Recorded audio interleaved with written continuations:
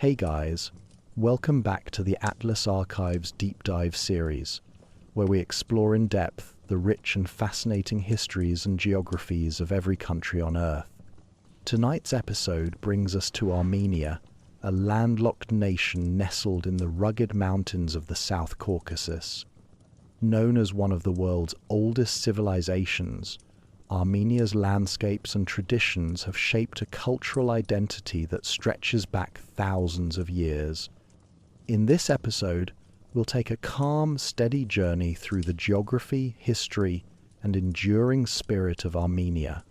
From the vibrant capital of Yerevan to the shadow of the sacred Mount Ararat, from ancient monasteries clinging to cliffsides to the timeless rhythms of village life.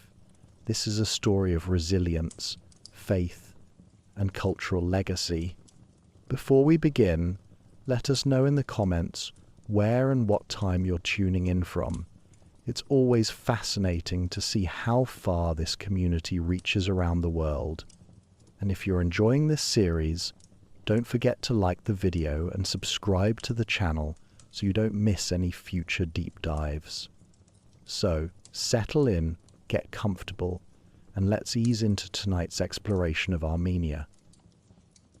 Chapter 1: Introduction and Ancient Origins. Nestled within the Armenian highlands, a vast plateau that spans approximately 400,000 square kilometers, lies a land that has served as both bridge and fortress throughout the ages. The Armenian highlands is part of the Alpide belt, forming part of the Eurasian range that stretches from the Pontic Mountains to the Malay Peninsula. This elevated realm, with its average height reaching between 1,000 and 2,000 meters above sea level, creates a natural amphitheater where the great mountains stand as silent witnesses to millennia of human endeavor.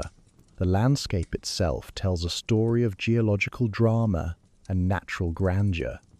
To the west, the twin peaks of Mount Ararat rise majestically, their snow-capped summits reaching into the azure sky at 5,137 meters for the greater peak and 3,927 meters for its smaller companion. Mount Ararat actually consists of two mountains which are merged at the base, Masis and Sis, also known as Big Ararat and Small Ararat. Though now standing within the borders of modern Turkey, these sacred mountains remain forever etched in the Armenian consciousness as the symbol of their ancestral homeland.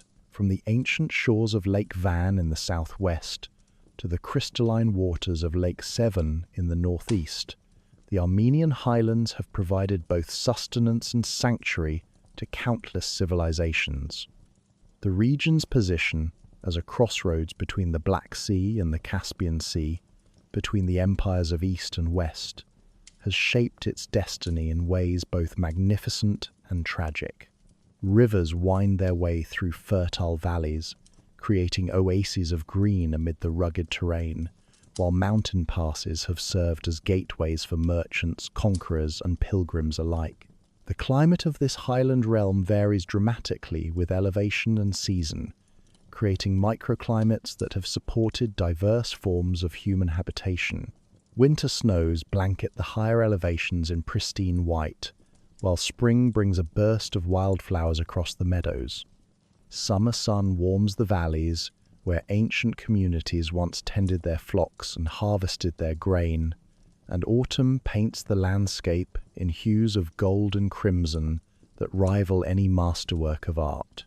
The dawn of human settlement. In the shadow of these eternal mountains, human civilization began to stir in ways that would echo through the ages. Archaeological evidence reveals that the Armenian highlands have been inhabited for thousands of years, with some of the earliest traces of human presence dating back to the Paleolithic era. Archaeological finds, such as tools, have been discovered in caves, including the famous Areni cave, where artifacts evidencing the life of early humans were found. The transition from nomadic hunter-gatherers to settled agricultural communities marked a pivotal moment in the region's development. During the Neolithic period, beginning around the 7th millennium before the Christian era, the inhabitants of these highlands began to cultivate the fertile soil and domesticate animals. This agricultural revolution laid the foundation for more complex societies, as surplus food allowed for specialization of labor and the development of crafts, trade, and eventually writing. The Bronze Age brought new technologies and increased connectivity with neighboring civilizations.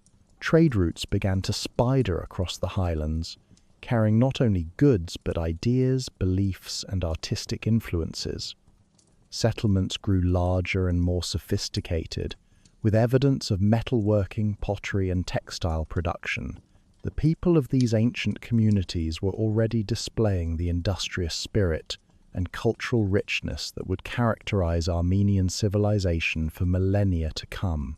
As we move deeper into the historical record, the landscape begins to reveal the emergence of organized kingdoms and the development of distinct cultural identities.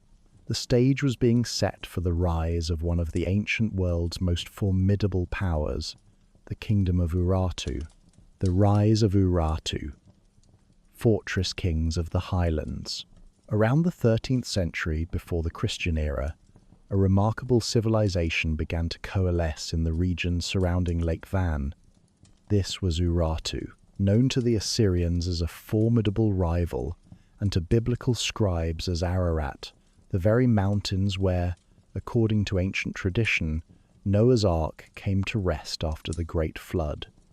The biblical reference to Noah's Ark on the mountains of Ararat designates the mountains of Urartu, an Iron Age kingdom that grew into a major power from the 13th to the 9th century BC. The Urartians were master builders and engineers, creating a network of fortresses that dominated the highland landscape like great stone eagles perched upon rocky crags. Their capital at Van, known then as Tushpa, became a center of power that rivaled the great cities of Mesopotamia and Anatolia. The fortress walls rose from the living rock, creating an impregnable stronghold that served as both royal residence and administrative center for a far-flung kingdom. One of the most remarkable achievements of Urartian civilization was their mastery of water management. In a highland environment where water resources could mean the difference between prosperity and survival, the Urartians developed sophisticated systems of canals, aqueducts, and irrigation networks. Their engineering prowess enabled them to support large populations in their fortress cities and to cultivate previously marginal lands. This technological innovation gave them a crucial advantage over their neighbors and contributed to their emergence as a major regional power. The kingdom reached its zenith under rulers like Argishti I, who reigned during the late 8th century before the Christian era. Argishti I, king of the Urartu civilization, founds the city of Argishti Hinili in 776 before the Christian era. It was under his reign that the fortress of Erebuni was constructed around 782 before the Christian era, a fortress that would later become the foundation of modern Yerevan, the capital of Armenia. During the initial year of excavations, the team uncovered an Urartian cuneiform inscription and later additional inscriptions, all of which chronicled the construction of the city. The Urartians were not merely warriors and builders, they were also skilled artisans and traders. Archaeological evidence reveals a sophisticated material culture, with exquisite metalwork in bronze and iron, elaborate jewelry, and ceremonial objects of remarkable beauty. Inscribed stelae, clay tablets, and monumental reliefs, adorned with intricate designs and inscriptions in the Urartian language, provide invaluable clues to understanding the culture, religion, and history of the kingdom. Their artistic achievements reflect a civilization at the height of its creative powers, one that had mastered both the practical arts of war and governance and the aesthetic arts of beauty and meaning. The Urartian language, written in cuneiform script borrowed and adapted from their Mesopotamian neighbors, has left us a treasure trove of inscriptions that illuminate the administrative, religious, and cultural life of the kingdom. These texts reveal a hierarchical society with a powerful king at its apex, supported by a nobility that controlled vast estates and commanded the loyalty of warrior bands. Below them were craftsmen, farmers, and herders who formed the economic backbone of the kingdom. Conflict and decline, the Assyrian shadow. The prosperity and power of Urartu inevitably brought it into conflict with its great rival to the south, the Assyrian Empire. Most of its history has been gathered from ancient Assyrian artifacts, as the most detailed history of the kingdom of Urartu covers the period in which Urartu and Assyria clashed for dominance in the 9th and 8th centuries BCE. These conflicts were not mere border skirmishes, but epic struggles for control of trade routes, tributary states, and the rich agricultural lands of the highland valleys.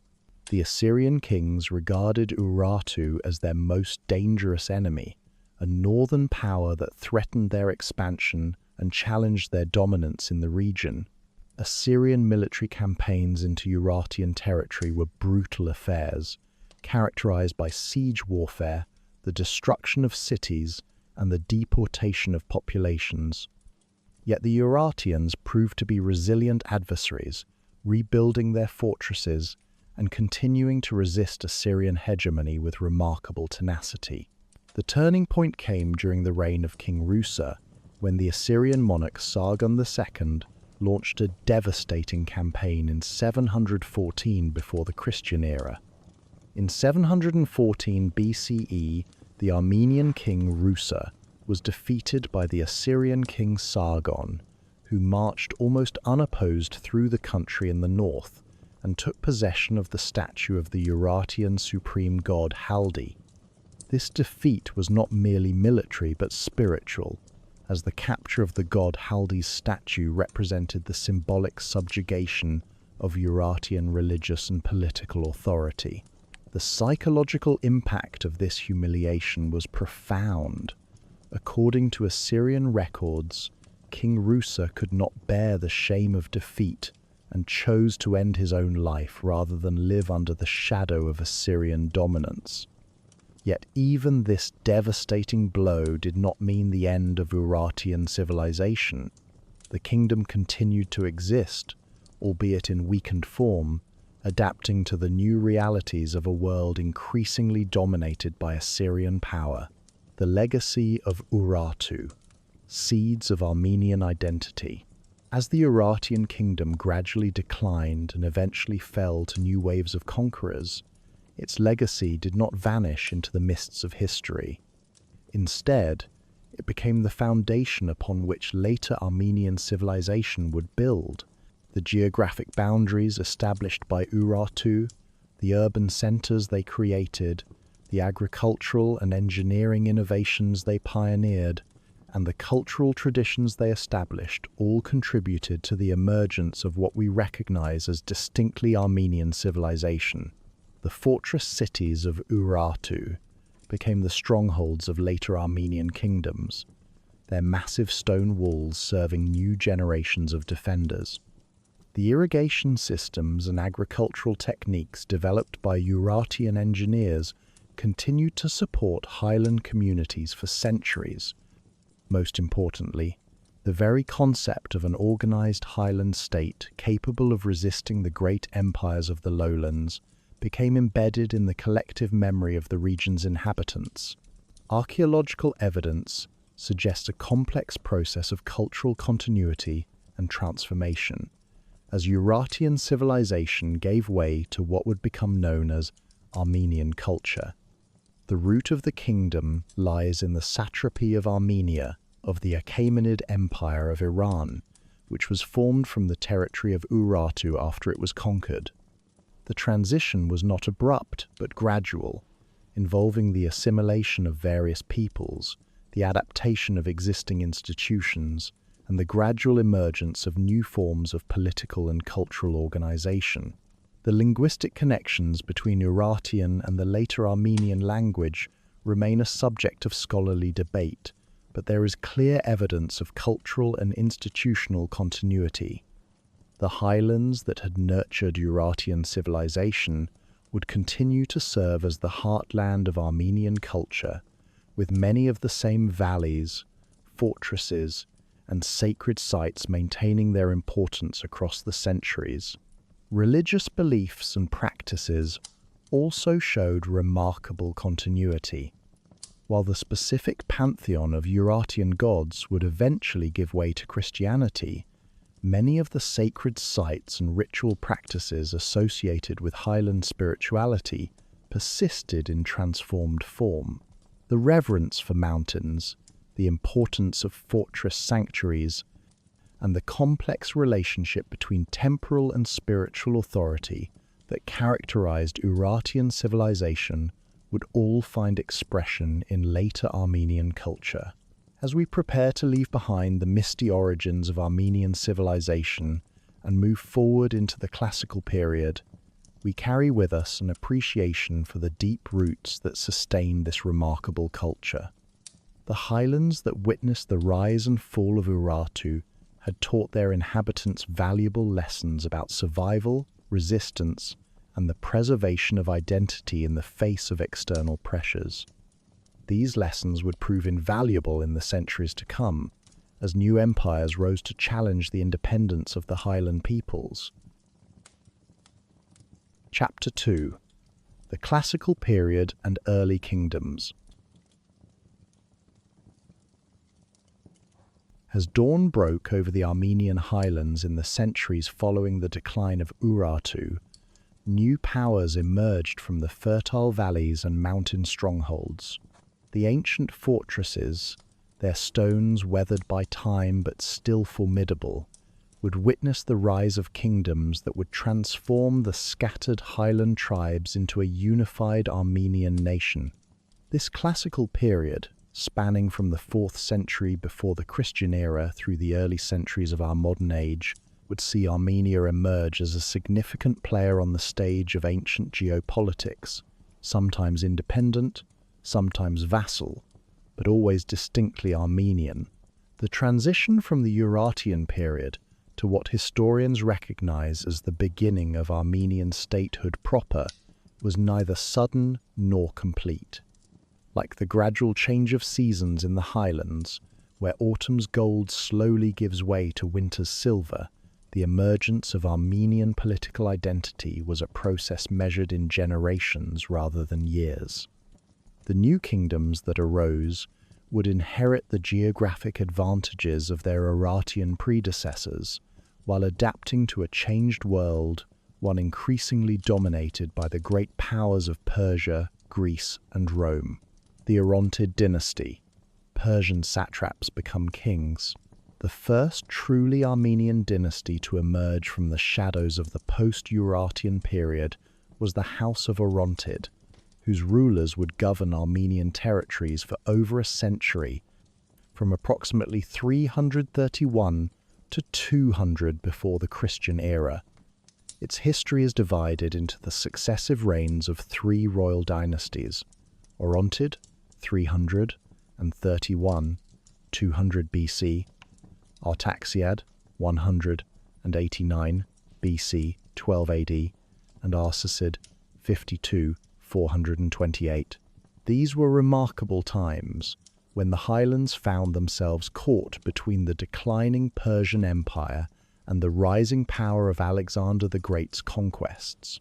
Initially, the Orontid rulers served as satraps, provincial governors, under Persian rule, administering the highland territories on behalf of the Achaemenid Empire. This position, while nominally subordinate, actually provided them with considerable autonomy and the opportunity to build local power bases. The Persian system of governance, which allowed for significant local variation in administration and culture, proved conducive to the preservation and development of distinctly Armenian institutions. When Alexander the Great's conquest of the Persian Empire in 334 to 331, before the Christian era shattered the old order, the Orontid rulers found themselves facing both opportunity and peril. The collapse of Persian central authority created a power vacuum that ambitious local rulers could exploit, but it also brought the threat of Macedonian conquest and the challenge of navigating the complex politics of Alexander's successor kingdoms. The Orontids proved themselves to be skilled political survivors during this tumultuous period. Rather than resisting the Macedonian conquest directly, they negotiated their position within the new order, maintaining their control over Armenian territories while acknowledging Macedonian suzerainty. This pragmatic approach would become a hallmark of Armenian statecraft, the ability to preserve essential autonomy and cultural identity while accommodating the demands of more powerful neighbors. Under Orontid rule, Armenian society began to show the influence of Hellenistic culture that was spreading throughout the former Persian Empire. Greek artistic styles, architectural techniques, and intellectual traditions began to blend with local highland customs, creating a distinctive fusion that would characterize Armenian civilization for centuries. Cities were founded or refounded along Hellenistic lines, with agoras, theatres, and temples that reflected both Greek urban planning principles and Armenian cultural preferences. The Orontid period also saw the beginning of more extensive written records in Armenian territories. While much of the administrative and cultural life was still conducted in Aramaic or Greek, local traditions and genealogies began to be preserved more systematically. This was the era when the great cycles of Armenian epic poetry may have begun to take shape, preserving in verse the heroic traditions that connected the emerging Armenian identity to the ancient highland kingdoms. The Artaxiad kingdom, Armenia's golden age of expansion. The true flowering of ancient Armenian power came with the establishment of the Artaxiad dynasty, founded by Artaxias I around 189 before the Christian era. This remarkable dynasty would rule for approximately 2 centuries, transforming Armenia from a collection of highland territories into one of the most significant kingdoms of the ancient Near East. During the reign of the Artaxiad dynasty, Armenia became a hub of trade and commerce, connecting the Silk Road and the Mediterranean world. Artaxias I seized power during a period of weakness in the Seleucid Empire, one of Alexander's successor kingdoms that had claimed authority over Armenian territories. The fragmentation of Hellenistic power provided ambitious local rulers with opportunities to establish independent kingdoms, and Artaxias proved to be one of the most successful in this regard. His establishment of an independent Armenian kingdom marked the beginning of what many historians consider the first true golden age of Armenian civilization. The Artaxiad rulers were remarkable for their ability to balance independence with pragmatic diplomacy. They understood that Armenia's geographic position, while providing natural defensive advantages, also made the kingdom a natural battleground for competing empires. Rather than simply choosing sides, they developed a sophisticated foreign policy that played the great powers against each other while maintaining Armenian autonomy. The greatest of the Artaxiad monarchs was undoubtedly Tigranes II, known to history as Tigranes the Great, who ruled from approximately 95 to 55 before the Christian era. Under his reign, Armenia reached the peak of its ancient territorial expansion, controlling lands from the Caspian Sea to the Mediterranean and from the Caucasus Mountains to the borders of Palestine. For a brief, shining moment, Armenia was not merely a regional kingdom, but a genuine empire whose influence stretched across much of the ancient Near East. Tigranes the Great was a ruler of remarkable vision and ambition. He understood that Armenia's mountainous heartland while providing security, could not alone support the kind of great power status he envisioned for his kingdom. His conquests were therefore strategic, aimed at controlling the great trade routes that connected east and west, and securing access to the wealth and resources of more fertile regions. The expansion of Armenian power under Tigranes brought the kingdom into contact with a diverse array of cultures and peoples.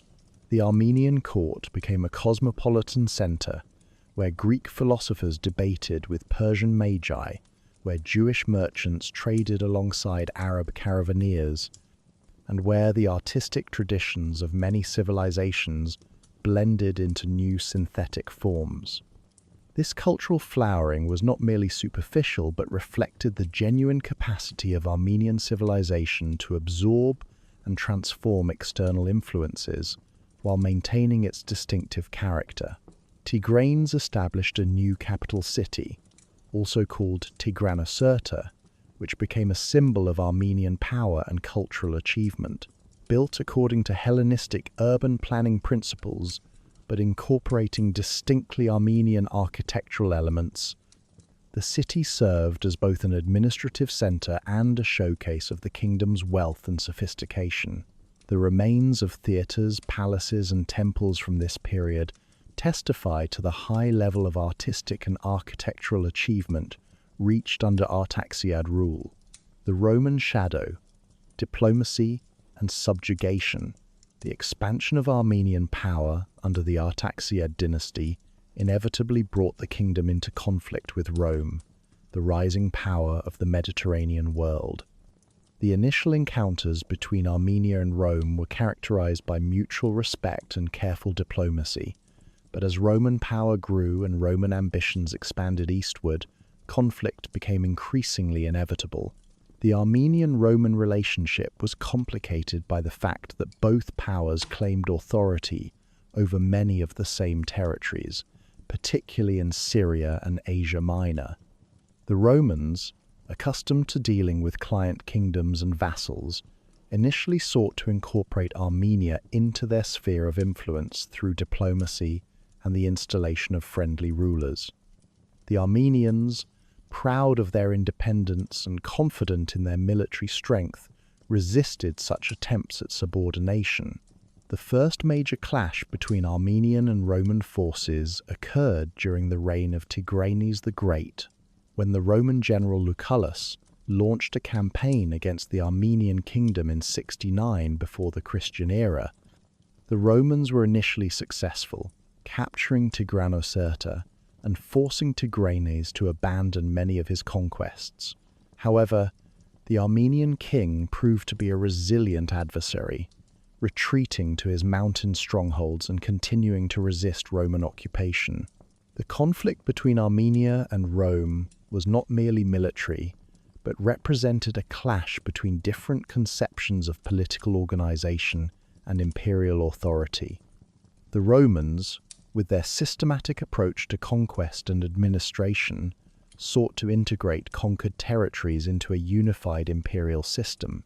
The Armenians, with their tradition of local autonomy and decentralized authority, resisted such integration while seeking to maintain their independence through a combination of military resistance and diplomatic maneuvering. The resolution of the Armenian-Roman conflict came through the intervention of Pompey the Great, who negotiated a settlement that allowed Armenia to maintain nominal independence while accepting Roman suzerainty in foreign affairs. This compromise, while painful for Armenian pride, actually provided the kingdom with a degree of protection against other potential conquerors and allowed for a period of internal development and cultural flowering. The Parthian alliance between Rome and Persia, the emergence of the Parthian Empire as Rome's great eastern rival, added a new dimension to Armenian politics and diplomacy.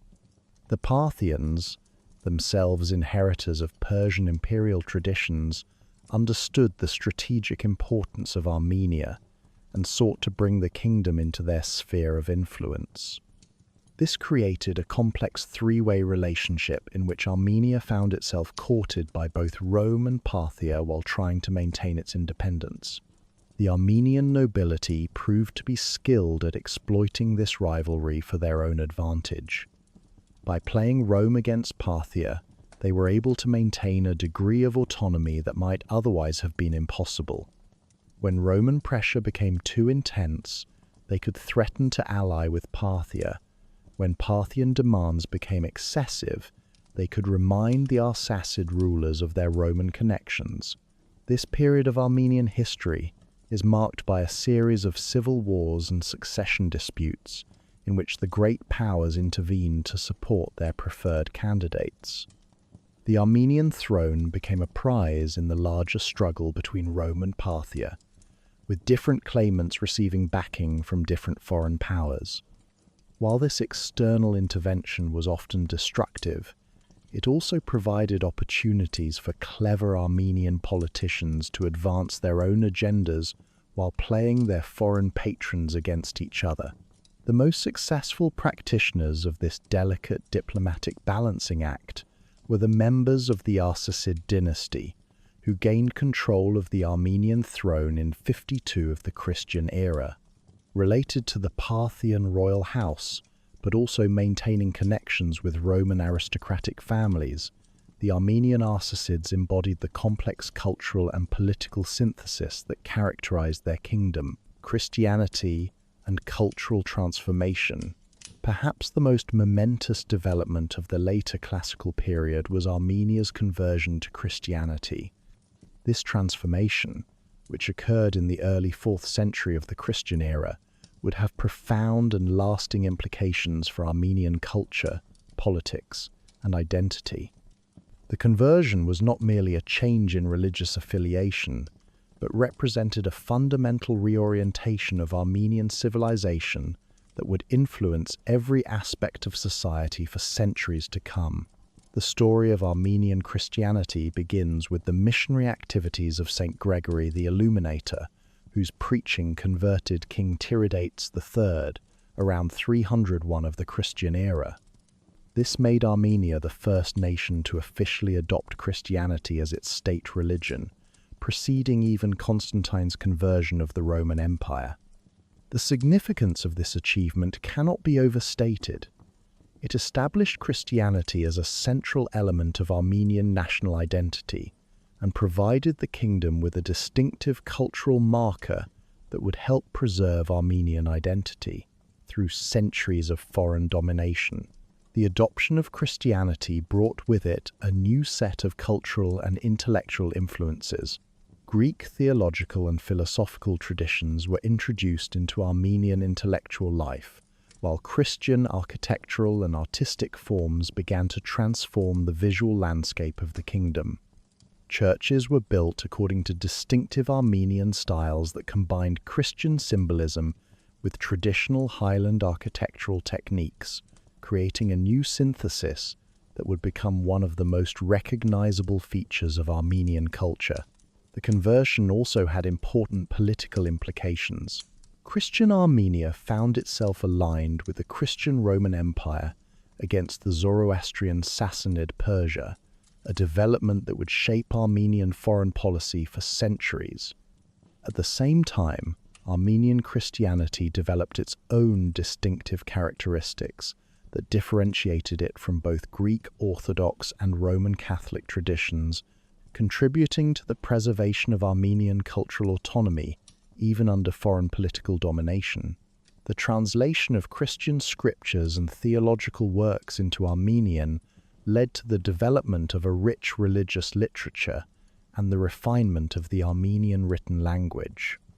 Scholars and theologians working under the patronage of the Armenian Church created works of lasting literary and theological importance, while the establishment of monasteries provided centers for learning and cultural preservation that would prove crucial during later periods of political upheaval.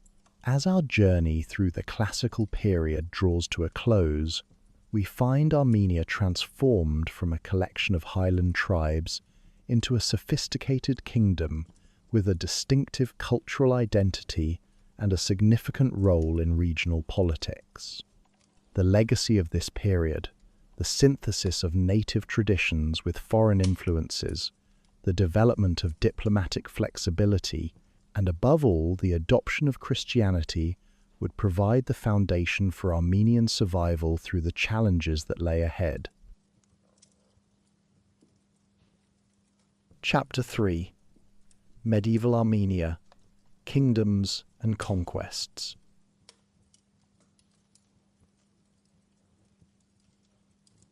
In the valleys and mountain passes of Armenia, the medieval centuries would unfold like an intricate tapestry woven with threads of gold and shadow. As the classical world gave way to new forms of political and religious organization, the Armenian highlands found themselves at the crossroads of competing empires and faiths. Yet from this crucible of conflict and change would emerge some of the most remarkable achievements in Armenian history, the kingdoms that would rival the great powers of their age, architectural marvels that still inspire wonder today, and cultural developments that would ensure the survival of Armenian identity through centuries of upheaval. The medieval period in Armenian history, spanning roughly from the 7th to the 15th centuries of the Christian era, was characterized by both fragmentation and renaissance. While political unity often proved elusive, the very diversity of Armenian political entities, from the mountain strongholds of the Bagratid kings to the maritime empire of Cilician Armenia, demonstrated the remarkable adaptability and resilience of Armenian civilization. The Arab conquest and its aftermath. The 7th century brought a new challenge to the Armenian highlands in the form of Arab armies carrying the banner of Islam. The Arab conquest, beginning in the 640s of the Christian era, initially seemed to threaten the very foundations of Armenian Christian civilization. Yet, as so often in Armenian history, what appeared to be a catastrophe became instead an opportunity for cultural synthesis and political adaptation. The Arab commanders, unlike some of their predecessors, proved to be relatively tolerant of local customs and religious practices. The Umayyad and later Abbasid caliphs were primarily concerned with securing tribute and maintaining order rather than imposing religious uniformity. This approach allowed Armenian noble families to maintain much of their traditional authority while adapting to the new political realities of Islamic rule. Under Arab administration, Armenia was organized as a separate province with considerable autonomy in internal affairs. The traditional Armenian noble houses were largely left intact, serving as intermediaries between the Arab authorities and the local population. This system, while involving the payment of tribute and nominal submission to Islamic authority, actually provided opportunities for cultural and economic development that might not have been possible under more direct forms of control. The period of Arab rule coincided with significant developments in Armenian religious and cultural life. The Armenian Church, while maintaining its independence from both Byzantine and Roman authority, engaged in sophisticated theological discussions with Islamic scholars and scholars from other Christian traditions.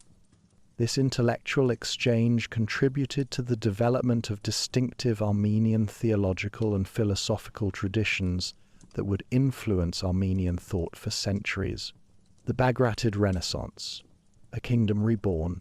From the ashes of foreign domination arose one of the most remarkable chapters in Armenian medieval history, the kingdom of the Bagratuni dynasty.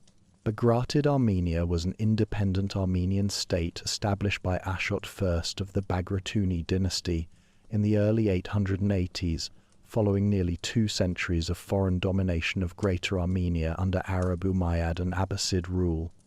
The emergence of this kingdom represented not merely a political achievement, but a cultural renaissance that would earn this period recognition as a golden age of medieval Armenian civilization. The Bagratuni or Bagratid dynasty was an Armenian royal dynasty which ruled the medieval kingdom of Armenia from c. 885 until 1045. The rise of the Bagratids was a gradual process that demonstrated the political sophistication of Armenian noble leadership. Rather than launching a single dramatic rebellion against Arab rule, the Bagratid princes gradually accumulated power and territory through a combination of military skill, diplomatic maneuvering, and strategic marriages. The founder of the independent Bagratid kingdom was Ashot I, crowned as King of Armenia in 885 of the Christian era. His coronation was recognized not only by the weakening Abbasid Caliphate, but also by the Byzantine Empire, a remarkable diplomatic achievement that reflected the changing balance of power in the region. This dual recognition provided the new Armenian kingdom with a degree of international legitimacy that would prove crucial for its survival and development. Under Bagratid rule, Armenia experienced a remarkable cultural and economic flowering. The kingdom's capital, first at Bagaran and later at Ani, became centers of learning, commerce, and artistic achievement that rivaled the great cities of Byzantium and Baghdad. Trade routes that had been disrupted during the period of Arab conquest were restored and expanded, bringing prosperity to Armenian merchants and craftsmen. The Bagratid period witnessed an extraordinary burst of architectural activity that produced some of the most magnificent examples of medieval Armenian art. Churches, monasteries, and palaces were built in a distinctive style that combined traditional Armenian techniques with influences drawn from Byzantine, Islamic, and local folk traditions. The Church of the Holy Cross on Akdamar Island, built during the early 10th century, exemplifies the artistic sophistication of this period with its intricate stone carvings and innovative architectural solutions. The kingdom reached its zenith under Ashot III, known as Ashot the Merciful, who ruled from 952 to 977 of the Christian era.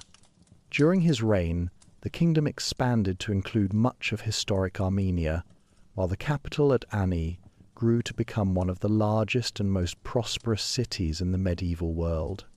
Contemporary accounts describe Ani as the City of 40 Gates and the City of 1,001 Churches, testifying to both its commercial importance and its role as a center of Christian civilization. The success of the Bagratid kingdom was built not merely on military strength, but on a sophisticated understanding of medieval economic and political systems. The rulers promoted trade by providing security for merchants, standardizing weights and measures, and negotiating favorable agreements with neighboring powers. They patronized learning by supporting monasteries and schools, ensuring the preservation and development of Armenian literary and theological traditions. The glory of Ani, medieval Armenia's greatest city. No discussion of medieval Armenian achievement would be complete without extended consideration of Ani, the magnificent capital that served as the crown jewel of Bagratid civilization.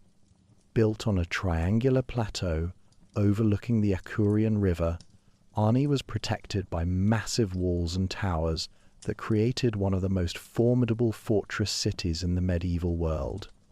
Yet Ani was far more than a military stronghold. It was a cosmopolitan center where East met West, where different faiths coexisted, and where Armenian culture achieved one of its highest expressions. At its peak, in the 10th and 11th centuries, Ani may have housed as many as 100,000 inhabitants, making it comparable in size to Constantinople or Cordoba. The city's prosperity was built on its strategic position along the great trade routes connecting Europe and Asia, but it was sustained by the remarkable creativity and industry of its inhabitants. Armenian merchants, craftsmen, and scholars made Ani a center of innovation in fields ranging from architecture and engineering to theology and manuscript illumination. The churches of Ani represent the pinnacle of medieval Armenian architecture. The Cathedral of Ani, built between 989 and 1001 of the Christian era, demonstrates the sophisticated understanding of structural engineering that Armenian builders had achieved. Its soaring interior spaces, supported by innovative architectural techniques, created a sense of transcendent beauty that reflected the spiritual aspirations of its builders while showcasing their technical mastery. The Church of St. Gregory of Tigran Honants, completed around 1215, reveals the continued evolution of Armenian architectural traditions well into the later medieval period. Its interior frescoes, among the best preserved examples of medieval Armenian painting, depict biblical scenes and Armenian historical figures with a distinctive style that combines Byzantine influences with local artistic traditions. Beyond its architectural achievements, Arni served as a center of learning and literary production. The city's scriptoria produced magnificently illuminated manuscripts that preserved not only religious texts, but also works of history, philosophy, and poetry. These manuscripts, many of which survive in libraries and museums around the world, provide invaluable insights into the intellectual life of medieval Armenia and demonstrate the high level of artistic achievement reached by Armenian scribes and illuminators. Byzantine pressures and internal divisions, the prosperity and independence of Bagratid Armenia inevitably attracted the attention of the Byzantine Empire, which regarded the Armenian highlands as rightfully part of its sphere of influence. Beginning in the late 10th century, Byzantine pressure on Armenia increased significantly, taking the form of military campaigns, diplomatic pressure, and attempts to secure the inheritance of Armenian territories through dynastic marriages. The Byzantine approach to Armenian independence was complex and often contradictory. On one hand, the emperors in Constantinople valued Armenia as a buffer against Islamic expansion and recognized the military skill of Armenian soldiers. On the other hand, they were unwilling to accept the permanent independence of territories they regarded as historically Byzantine and were concerned about the potential for Armenian alliance with their enemies. The turning point came during the reign of Basil II, the Byzantine emperor known as the Bulgar Slayer, who launched a systematic campaign to incorporate Armenian territories into the empire.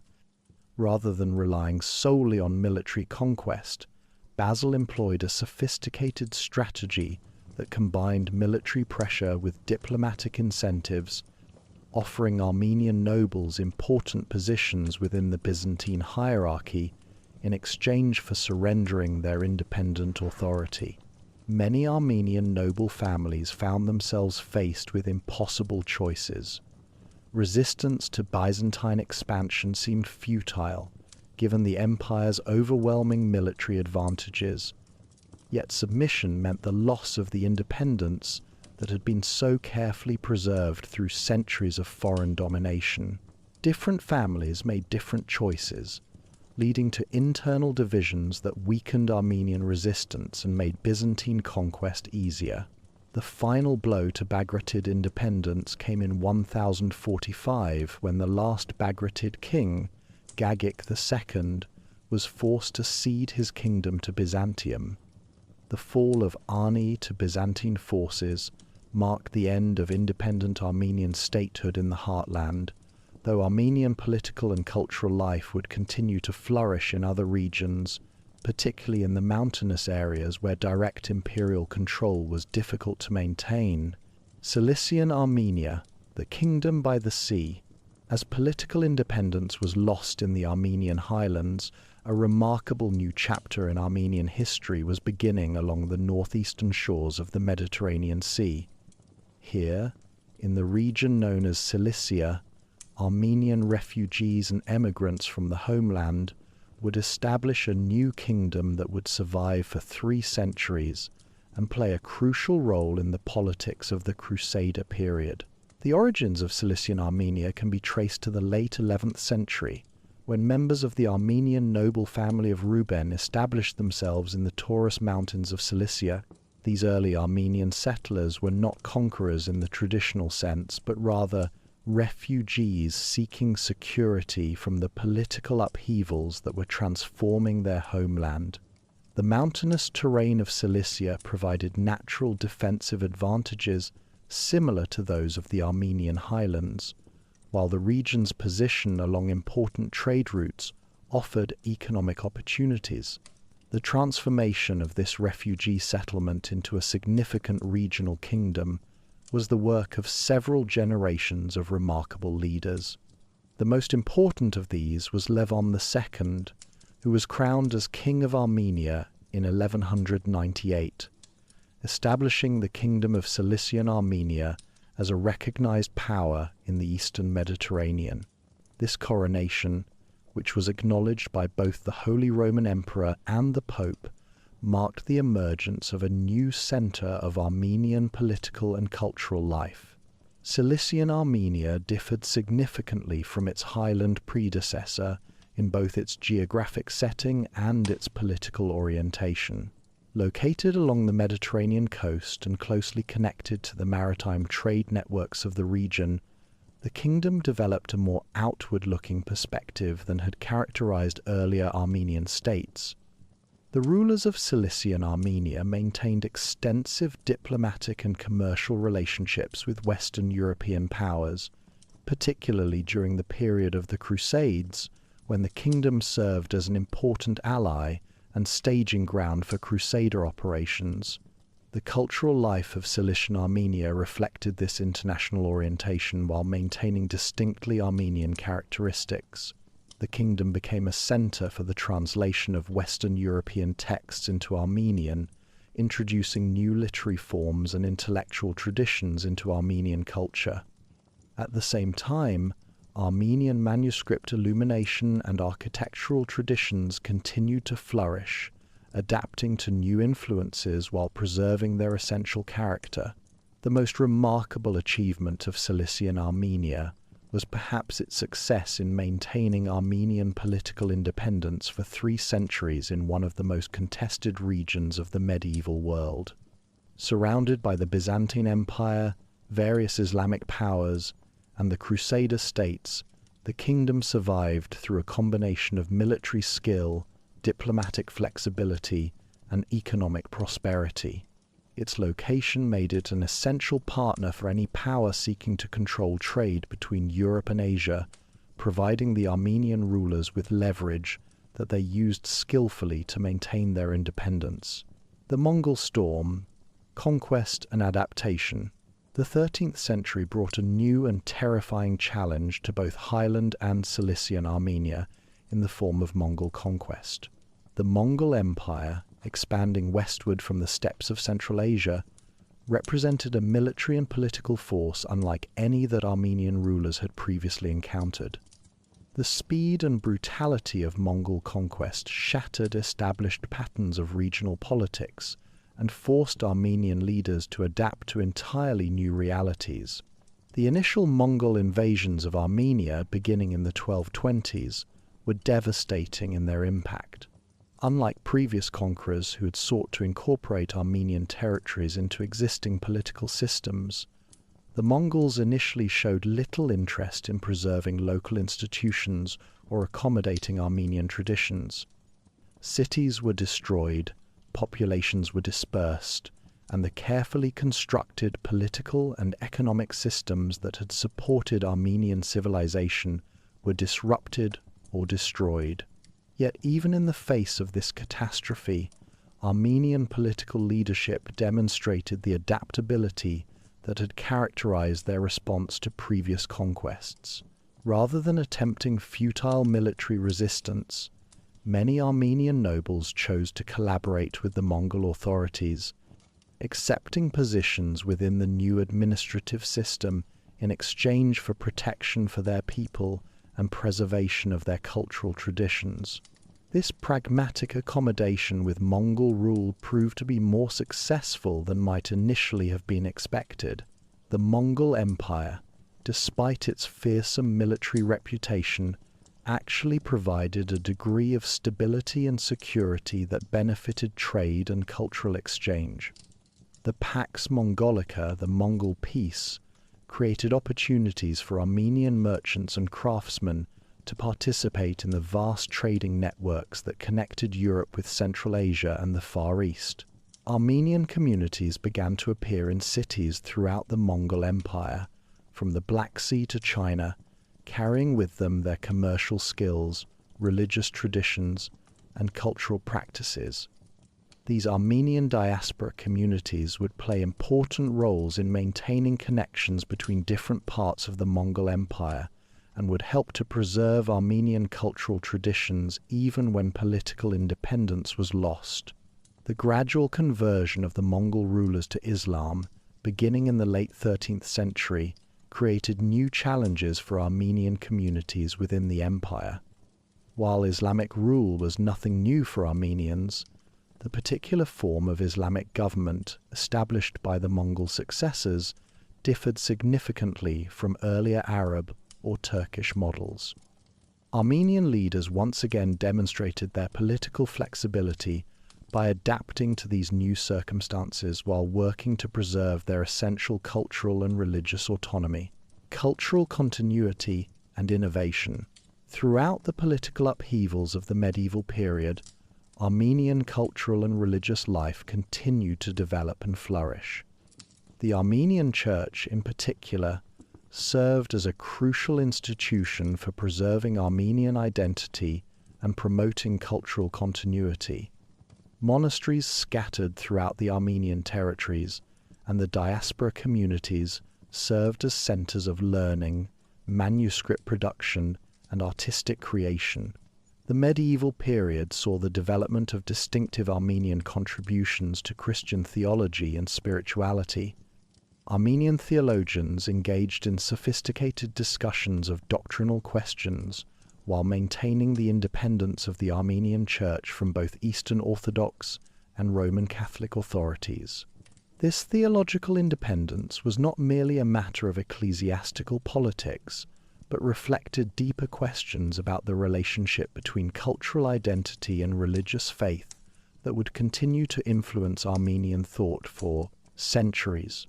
Armenian literature also flourished during the medieval period, producing works that ranged from religious poetry and hagiography to epic narratives and historical chronicles.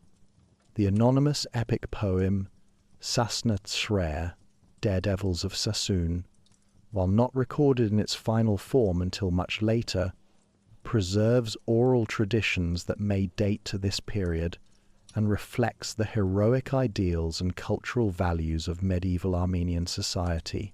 Perhaps most importantly, the medieval period established patterns of cultural adaptation and preservation that would prove crucial for Armenian survival through later periods of political subordination.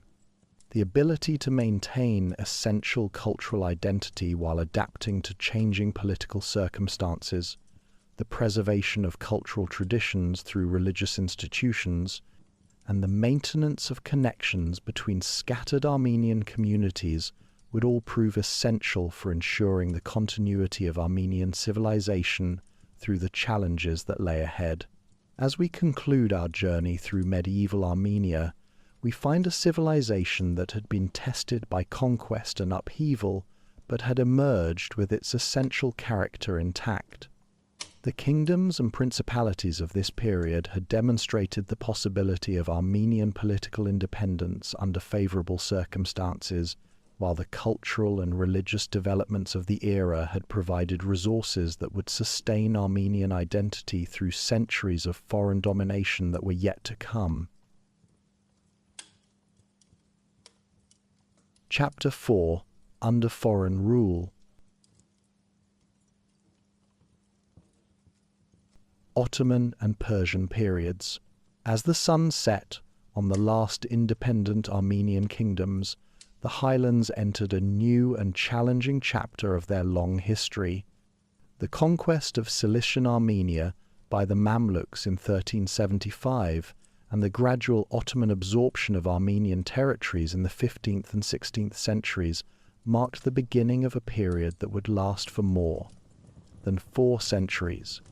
During this time, the Armenian people would demonstrate remarkable resilience, preserving their cultural identity and religious traditions while adapting to life under imperial systems that viewed them as subject peoples rather than partners in governance. This era, stretching from the late 14th century through the early 19th century, would test Armenian survival skills as never before. Yet it would also witness extraordinary achievements in commerce, craftsmanship, and cultural preservation that would ensure the continuation of Armenian civilization into the modern age. The story of this period is not simply one of oppression and resistance, though both were certainly present, but rather of creative adaptation and the development of survival strategies that allowed a small nation to maintain its identity within vast multicultural empires. The Ottoman conquest and the millet system. The Ottoman expansion into Armenian territories began in earnest during the 14th and 15th centuries, culminating in the conquest of Constantinople in 1453 and the subsequent absorption of most Armenian territories into the rapidly expanding Ottoman Empire.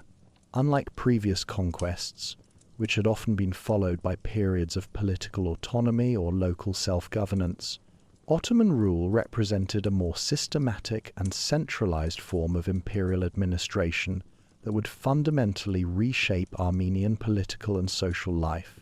The Ottomans organized their diverse subject populations according to the millet system, a form of administrative organization that granted considerable autonomy to religious communities while firmly subordinating them to Ottoman imperial authority. Under this system, the Armenian Patriarch of Constantinople became the official representative of all Ottoman Armenians, responsible not only for religious affairs but also for civil matters such as marriage, inheritance, and community disputes. This arrangement had both advantages and disadvantages for Armenian communities. On the positive side, it provided a degree of institutional autonomy that allowed for the preservation of Armenian religious and cultural traditions. Armenian churches could function freely, Armenian schools could operate according to their own curricula, and Armenian communities could maintain their own internal governance structures. The system also created opportunities for talented Armenians to achieve positions of considerable influence within Ottoman society, particularly in areas such as banking, trade, and imperial administration. However, the millet system also reinforced Armenian subordination within Ottoman society. Armenians, like other non-Muslim subjects, were required to pay special taxes, faced restrictions on their political participation, and were subject to various forms of legal discrimination. Perhaps most significantly, the system created a form of institutionalized inequality that marked Armenians as perpetual outsiders within the empire, regardless of their economic success or cultural contributions. The early centuries of Ottoman rule were generally characterized by relative stability and prosperity for Armenian communities. The empire's expansion created vast new markets for Armenian merchants and craftsmen, while Ottoman religious tolerance allowed for the continuation of Armenian spiritual and intellectual life. Many Armenian communities actually experienced significant growth and prosperity during the 16th and 17th centuries, developing into important centers of commerce and culture within the Ottoman system. The Safavid connection, Armenians in Persian silk trade. While the majority of historic Armenian territories fell under Ottoman control, significant Armenian populations also found themselves subjects of the Persian Safavid Empire, which controlled eastern Armenia, including the traditional Armenian centers of Yerevan and Karabakh. The Safavids, themselves Shia Muslims ruling over predominantly Sunni populations, developed their own approaches to governing Christian minorities that differed significantly from Ottoman practices. The most remarkable chapter in Armenian-Persian relations began during the reign of Shah Abbas I, who ruled from 1588 to 1629. Faced with Ottoman pressure on his western borders and seeking to develop the economic potential of his empire, Shah Abbas embarked on an ambitious program that would transform both Persian economic life and the situation of Armenian communities within his territories. In 1604, Shah Abbas ordered the forced relocation of tens of thousands of Armenians from the Ararat region to the Persian interior, establishing them in a new city called New Julfa, located just outside his capital of Isfahan.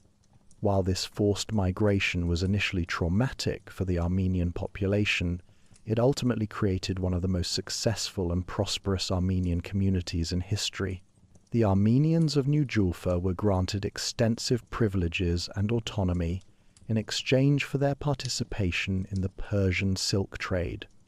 Shah Abbas recognized the commercial skills and international connections of the Armenian merchants and sought to use these advantages to develop Persian trade relationships with European powers.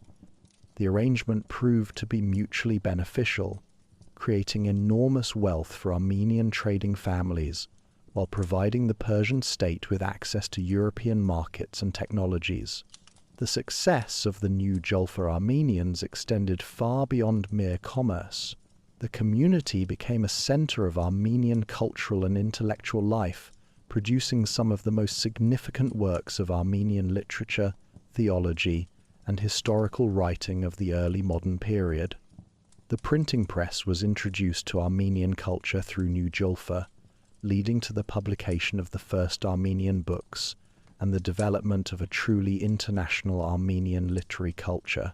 Armenian merchants from New Julfa established trading networks that stretched from Amsterdam to Manila, from Venice to Calcutta. These networks not only generated enormous wealth, but also served as channels for cultural exchange and communication between Armenian communities scattered throughout Europe and Asia. The letters, memoirs, and business records of these merchant families provide invaluable insights into the development of early modern global commerce and the role of minority communities in facilitating international trade. Economic roles and social adaptation. Throughout both the Ottoman and Persian empires, Armenians developed distinctive economic roles that reflected both their skills and their status as minority communities. Excluded from many forms of political participation and military service, Armenians concentrated on commerce, craftsmanship, and professional services that were essential to imperial economic life, but did not challenge the political dominance of the Muslim ruling classes. In the Ottoman Empire, Armenians became particularly prominent in banking and international trade. Armenian bankers, known as sarafs, played crucial roles in imperial financial administration, managing tax collection, currency exchange, and international payments. These financial services required not only mathematical skill and commercial acumen, but also the kind of international connections that Armenian communities were uniquely positioned to provide. Armenian craftsmen also achieved remarkable success within Ottoman society, particularly in fields such as jewelry making, textile production, and architectural construction. The famous Armenian architects of the Balian family, for example, designed many of the most important Ottoman buildings of the 18th and 19th centuries, including several imperial palaces and the magnificent Dolmabahce Palace in Constantinople. This economic success, while providing security and prosperity for many Armenian families, also created tensions within Ottoman society. Armenian wealth and commercial prominence sometimes generated resentment among other communities, while their success made them valuable to Ottoman authorities, who increasingly came to depend on Armenian financial and administrative expertise. This dependence created a complex relationship in which Armenians were simultaneously valued and resented, protected and vulnerable. The development of Armenian commercial networks also had important cultural implications. Armenian merchants traveling throughout Europe and Asia carried with them not only goods but also ideas, technologies, and cultural practices. These commercial connections helped to maintain links between scattered Armenian communities, while also exposing Armenian culture to new influences and opportunities for development. Religious life and cultural preservation. Throughout the period of foreign rule, the Armenian Church remained the most important institution for preserving Armenian cultural identity and promoting community cohesion.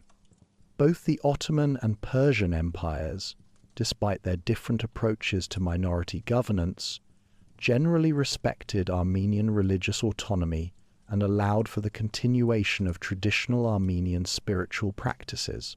The Armenian Church during this period faced the complex challenge of maintaining its traditional independence while adapting to the realities of imperial rule. In the Ottoman Empire, the Armenian Patriarchate of Constantinople became the official representative of the Armenian community, wielding considerable authority over religious, educational, and civil affairs. This centralization of authority provided efficiency in dealing with imperial authorities, but also created tensions with provincial Armenian communities who sometimes resented Constantinople's dominance. The monastery of Echmiadzin, located in Persian-controlled territory, continued to serve as the spiritual center of worldwide Armenian Christianity. The Catholicos of all Armenians, based at Echmiadzin, maintained connections with Armenian communities throughout the diaspora while carefully managing relationships with Persian imperial authorities. This dual center of Armenian religious authority, Constantinople and Echmiadzin, sometimes created jurisdictional conflicts, but also provided insurance against the complete domination of Armenian religious life by any single imperial power. Armenian religious life during this period was characterized by both continuity and innovation. Traditional liturgical practices, theological traditions, and spiritual disciplines were carefully preserved and transmitted to new generations. At the same time, Armenian theologians engaged with new intellectual currents, particularly those emerging from European Renaissance and Reformation movements that reached Armenian communities through their extensive commercial connections. The development of Armenian printing played a crucial role in religious and cultural preservation during this period. The first Armenian printed book, the Urartian Book of Friday, was published in Venice in 1512. This innovation made possible the widespread distribution of religious texts, educational materials, and literary works that had previously existed only in manuscript form. Armenian printing presses were established in major Armenian communities throughout Europe and Asia, creating a network of cultural production that helped to maintain Armenian literary traditions while promoting new forms of creative expression, educational traditions, and intellectual life.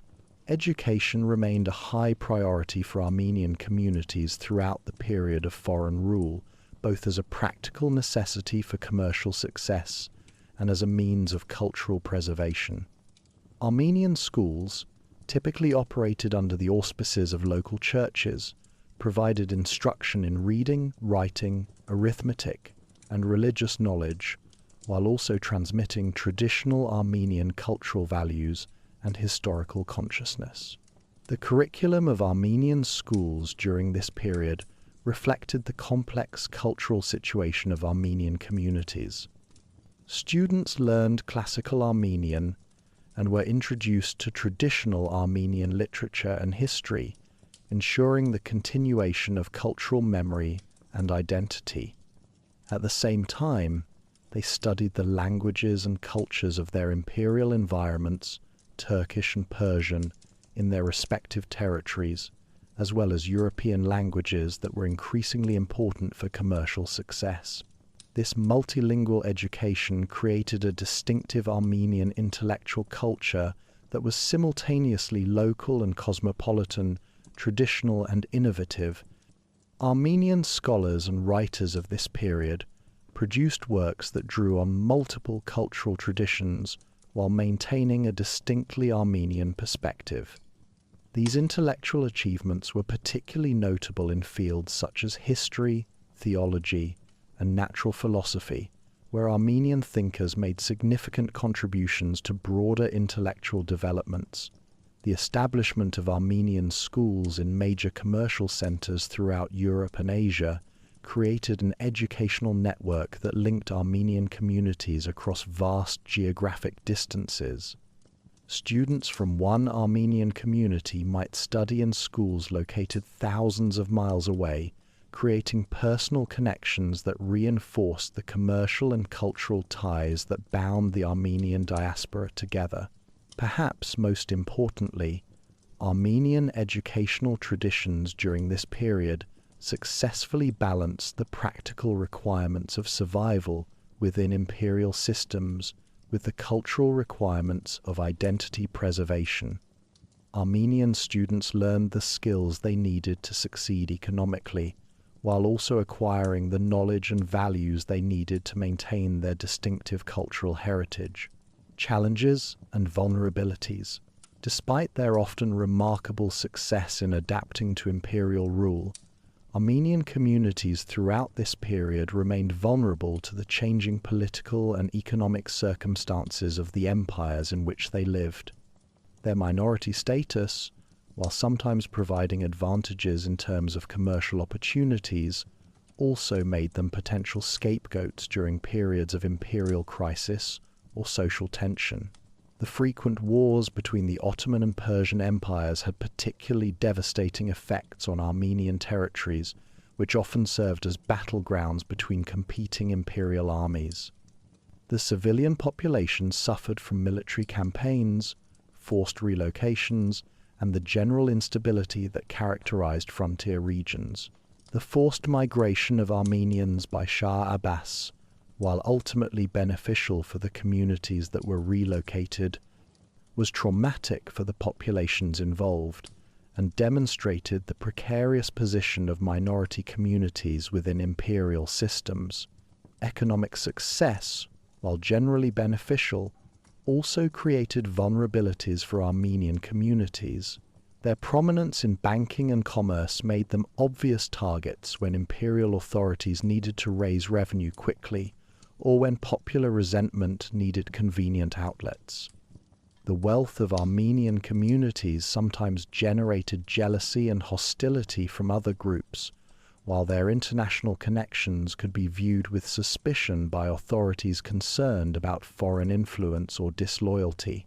Religious differences, while generally tolerated by imperial authorities, could become sources of conflict during periods of religious tension or when political circumstances changed. The Christian identity of Armenian communities marked them as different from the Muslim majority populations of both empires, creating potential for discrimination or persecution if imperial policies shifted toward greater religious uniformity. Perhaps most significantly, Armenian communities had no ultimate protection against imperial policies that might threaten their survival or well-being. While day-to-day life was generally secure and often prosperous, the fundamental inequality of their political status meant that their security depended ultimately on the goodwill and self-interest of imperial authorities, rather than on any legally protected rights or autonomous political institutions. Cultural synthesis and innovation. Despite these challenges and vulnerabilities, the period of foreign rule was also marked by remarkable cultural creativity and innovation within Armenian communities. The necessity of adapting to diverse imperial environments while maintaining cultural distinctiveness encouraged forms of cultural synthesis that enriched Armenian civilization in lasting ways. Armenian architecture during this period, for example, showed the influence of Ottoman and Persian building traditions while maintaining distinctly Armenian characteristics. Churches, schools, and private residences built during this era demonstrate sophisticated integration of different architectural vocabularies, creating new forms of expression that were recognizably Armenian while also reflecting their imperial contexts. Literature and historical writing also flourished during this period, as Armenian writers sought to preserve traditional cultural memories while also documenting contemporary experiences. Works such as the History of Arakel of Tabriz provide invaluable insights into Armenian life under Persian rule, while writers like Eremia Çelebi Kömürküyan documented Ottoman Armenian experiences with remarkable precision and insight. The development of Armenian commercial law and business practices during this period represents another form of cultural innovation. Armenian merchants developed sophisticated methods for conducting international trade, managing risk, and maintaining communication across vast distances. These innovations not only contributed to Armenian commercial success, but also influenced broader patterns of international commerce during the early modern period. Perhaps most importantly, the cultural achievements of this period demonstrated the continuing vitality and adaptability of Armenian civilization. Far from being crushed by imperial domination, Armenian communities found ways to preserve their essential cultural characteristics while also contributing to the broader cultural life of the empires in which they lived. As we conclude our examination of this long period of foreign rule, we find Armenian communities that had been tested by imperial domination but had emerged with their cultural identity intact and their commercial and intellectual achievements recognized throughout the known world. The strategies of survival and adaptation developed during these centuries would prove essential as new challenges and opportunities emerged with the coming of the modern age.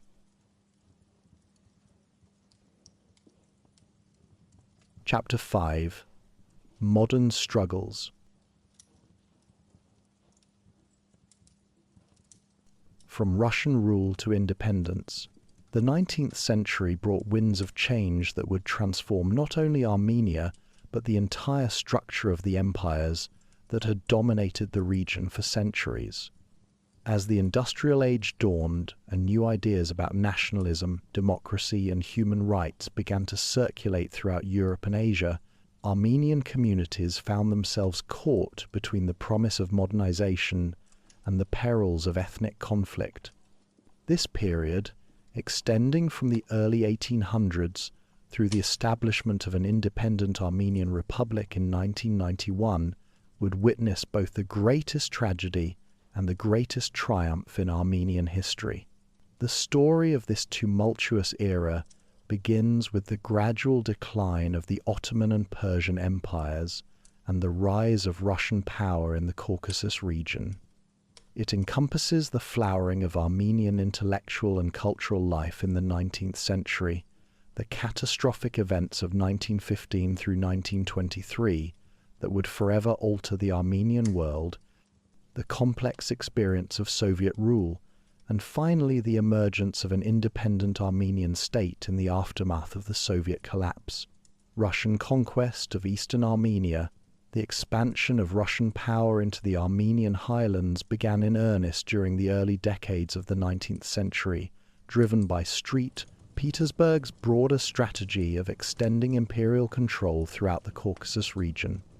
The Russo-Persian Wars of 1804 through 1813 and 1826 through 1828 resulted in Russian acquisition of significant Armenian territories, including the ancient centers of Yerevan and Karabakh that had remained under Persian control since the early modern period. The Treaty of Gulistan in 1813 and the Treaty of Turkmenchay in 1828 formally transferred these territories to Russian rule, creating for the first time in centuries a situation where significant Armenian populations lived under Christian rather than Islamic imperial authority. This change was welcomed by many Armenians who hoped that Russian rule would provide greater security and opportunities for cultural development than had been possible under Persian administration. The Russian approach to governing their new Armenian territories differed significantly from both Ottoman and Persian methods. Rather than maintaining existing administrative structures, Russian authorities implemented their own bureaucratic systems, introducing new forms of taxation, military service, and legal administration. While this integration into the Russian imperial system provided certain advantages, it also meant the end of the traditional autonomy that Armenian communities had enjoyed under previous rulers. Russian educational policies had particularly significant effects on Armenian cultural development. The establishment of Russian language schools and the requirement that higher education be conducted in Russian created new opportunities for Armenian students to participate in broader European intellectual movements, while also threatening traditional Armenian educational institutions. Many Armenian families found themselves torn between the practical advantages of Russian education and their desire to preserve Armenian cultural traditions. The demographic policies pursued by Russian authorities also transformed the character of Armenian territories.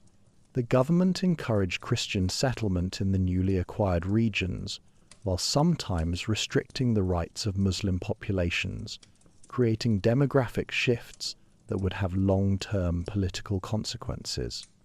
Armenian repatriates from the Ottoman Empire were actively encouraged to settle in Russian Armenia, leading to population growth and economic development, but also creating new tensions with existing communities.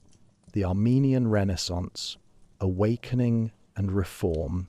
The 19th century witnessed an extraordinary flowering of Armenian intellectual and cultural life that historians have dubbed the Armenian Renaissance or Zartonk Awakening.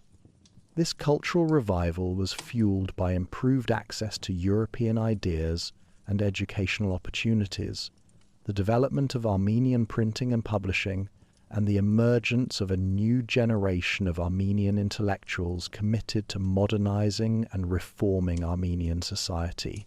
The movement began with educational reform efforts, led by figures such as Jacob Peronian and the Mekhitarist monks of Venice and Vienna. These reformers sought to modernize Armenian education by introducing scientific subjects, European languages, and critical thinking methods, while preserving Armenian cultural identity and historical consciousness. The development of modern Armenian literature was perhaps the most visible achievement of the Renaissance period. Writers such as Jacob Peronian, who created the first modern Armenian comedies, and Ervand Odian, whose satirical works expose social problems within Armenian society, used literature as a tool for social criticism and reform. More significantly, the period produced Raffi, whose historical novels captured the imagination of Armenian readers throughout the Ottoman Empire and Russian Armenia, creating a shared literary culture that transcended political boundaries. The Renaissance also witnessed the emergence of Armenian journalism and political activism. Newspapers such as Azgasa, Patriot, and Aravelk, Orient, provided forums for discussing social and political issues while helping to create a sense of shared Armenian identity among communities. Scattered throughout different empires, these publications played crucial roles in developing Armenian political consciousness and promoting ideas about national self-determination and democratic governance. Educational institutions established during this period, such as the Murat Raphael College in Venice and various schools in Constantinople, Paris, and Tiflis, created networks of educated Armenians who would become leaders in politics, commerce, and cultural life. These institutions successfully balanced Armenian cultural education with preparation for success in modern European society, producing graduates who could serve as bridges between Armenian communities and the broader world. The Armenian Renaissance was not merely an intellectual movement, but also encompassed significant developments in music, theatre, and visual arts. Composers such as Nikolaos Tigranian began incorporating Armenian folk melodies into European musical forms, while artists like Jakob Kojoyan developed distinctly Armenian approaches to painting and sculpture that drew on both traditional themes and modern techniques. Political awakening and the revolutionary movement. The cultural awakening of the 19th century gradually evolved into political activism as Armenian intellectuals began to articulate demands for equal rights, constitutional government, and eventually national autonomy. The development of Armenian political consciousness was influenced by broader European movements for democracy and national self-determination, but it also reflected specific Armenian concerns about security, cultural preservation, and economic opportunity. The earliest Armenian political organizations, such as the Armenian Party founded in 1885, focused primarily on educational and cultural activities while avoiding direct political confrontation with imperial authorities. However, as conditions for Ottoman Armenians deteriorated during the later 19th century, more radical organizations emerged that were willing to engage in armed resistance and revolutionary activity. The Armenian Revolutionary Federation, known as the Dashnaksutun, was founded in 1890 and quickly became the most influential Armenian political organization. The Dashnaks, as they were commonly known, combined socialist ideology with Armenian nationalism, calling for democratic reforms within the Ottoman Empire, while also preparing for the possibility of armed struggle for Armenian independence. Their program attracted support from Armenian intellectuals, students, and workers who were frustrated by the slow pace of reform and the increasing persecution of Armenian communities. The Social Democrat Hunchakian Party, established slightly earlier in 1887, pursued similar goals through different methods, emphasizing the need for international support and diplomatic pressure to achieve Armenian rights.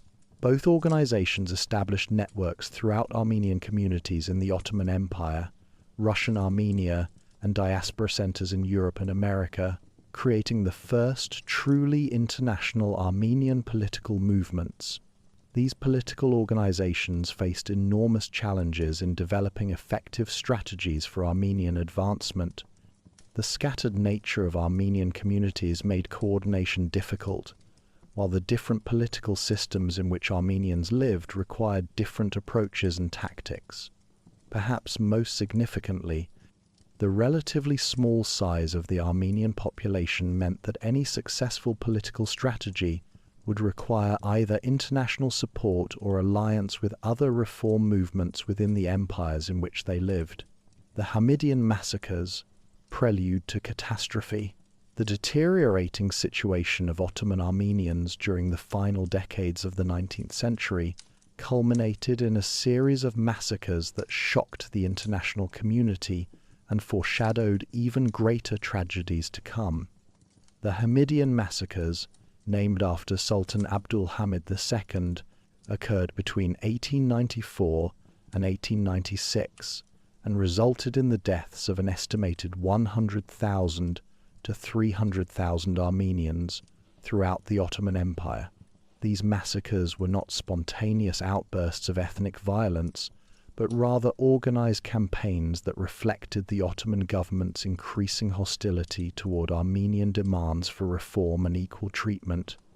The Sultan's government, facing mounting international pressure to implement reforms protecting Armenian rights, chose instead to respond with violence that was intended to crush Armenian political activism and discourage international intervention.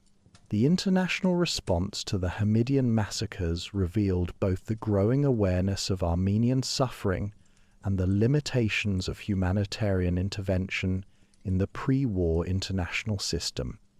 European powers expressed outrage and demanded reforms, but their competing interests in maintaining Ottoman stability prevented effective collective action. This pattern of international concern, coupled with practical inaction, would be repeated with even more tragic consequences in the following decades. For Armenian communities, the massacres represented a turning point that shattered illusions about the possibility of peaceful reform within the Ottoman system. Many Armenians concluded that their survival required either massive international intervention or the development of their own capacity for armed resistance. The experience also strengthened connections between Ottoman Armenians and diaspora communities, as Armenians throughout the world organized relief efforts and political campaigns to support their Ottoman cousins. The psychological impact of the massacres extended far beyond their immediate victims. Armenian communities throughout the world began to prepare for the possibility that even greater catastrophes might lie ahead, while also working to document and publicize Ottoman persecution in hopes of generating effective international support. These efforts laid the groundwork for the international humanitarian campaigns that would emerge in response to the even more devastating events of the World War I period. The Armenian genocide, catastrophe, and survival. The outbreak of World War I in 1914 created conditions that would lead to the greatest catastrophe in Armenian history. The Ottoman Empire's entry into the war on the side of the Central Powers provided cover for what government officials privately termed the final solution to the Armenian question, a systematic campaign of deportation and extermination designed to eliminate the Armenian presence from Anatolia and the Ottoman Empire. The Armenian genocide began on April 24, 1915, with the arrest and subsequent murder of several hundred Armenian intellectuals, political leaders, and community figures in Constantinople. This decapitation of Armenian leadership was followed by the systematic deportation of Armenian populations throughout the empire, ostensibly for security reasons, but actually as part of a coordinated plan for their destruction. The deportation orders affected virtually every Armenian community in the Ottoman Empire, from the ancient Armenian heartland around Mount Ararat to the prosperous Armenian quarters of Constantinople and Smyrna. Families were given only hours to prepare for departure, forced to abandon their homes, businesses, and possessions, and marched into the Syrian desert with inadequate food, water, or shelter. Contemporary estimates suggest that between 1 million and 1.5 million Armenians perished during the genocide, representing more than half of the Ottoman Empire's Armenian population. The methods employed in the genocide revealed careful planning and systematic organization rather than spontaneous ethnic violence. Special units were created to carry out the deportations and killings, while government telegrams coordinated activities across different regions of the empire. The involvement of regular military units, local officials, and specially recruited irregulars demonstrated that the genocide was a state-organized campaign rather than a popular uprising. Survival during the genocide often depended on factors beyond individual control: geographic location, timing, local officials' attitudes, and sometimes the intervention of sympathetic neighbors or foreign diplomats.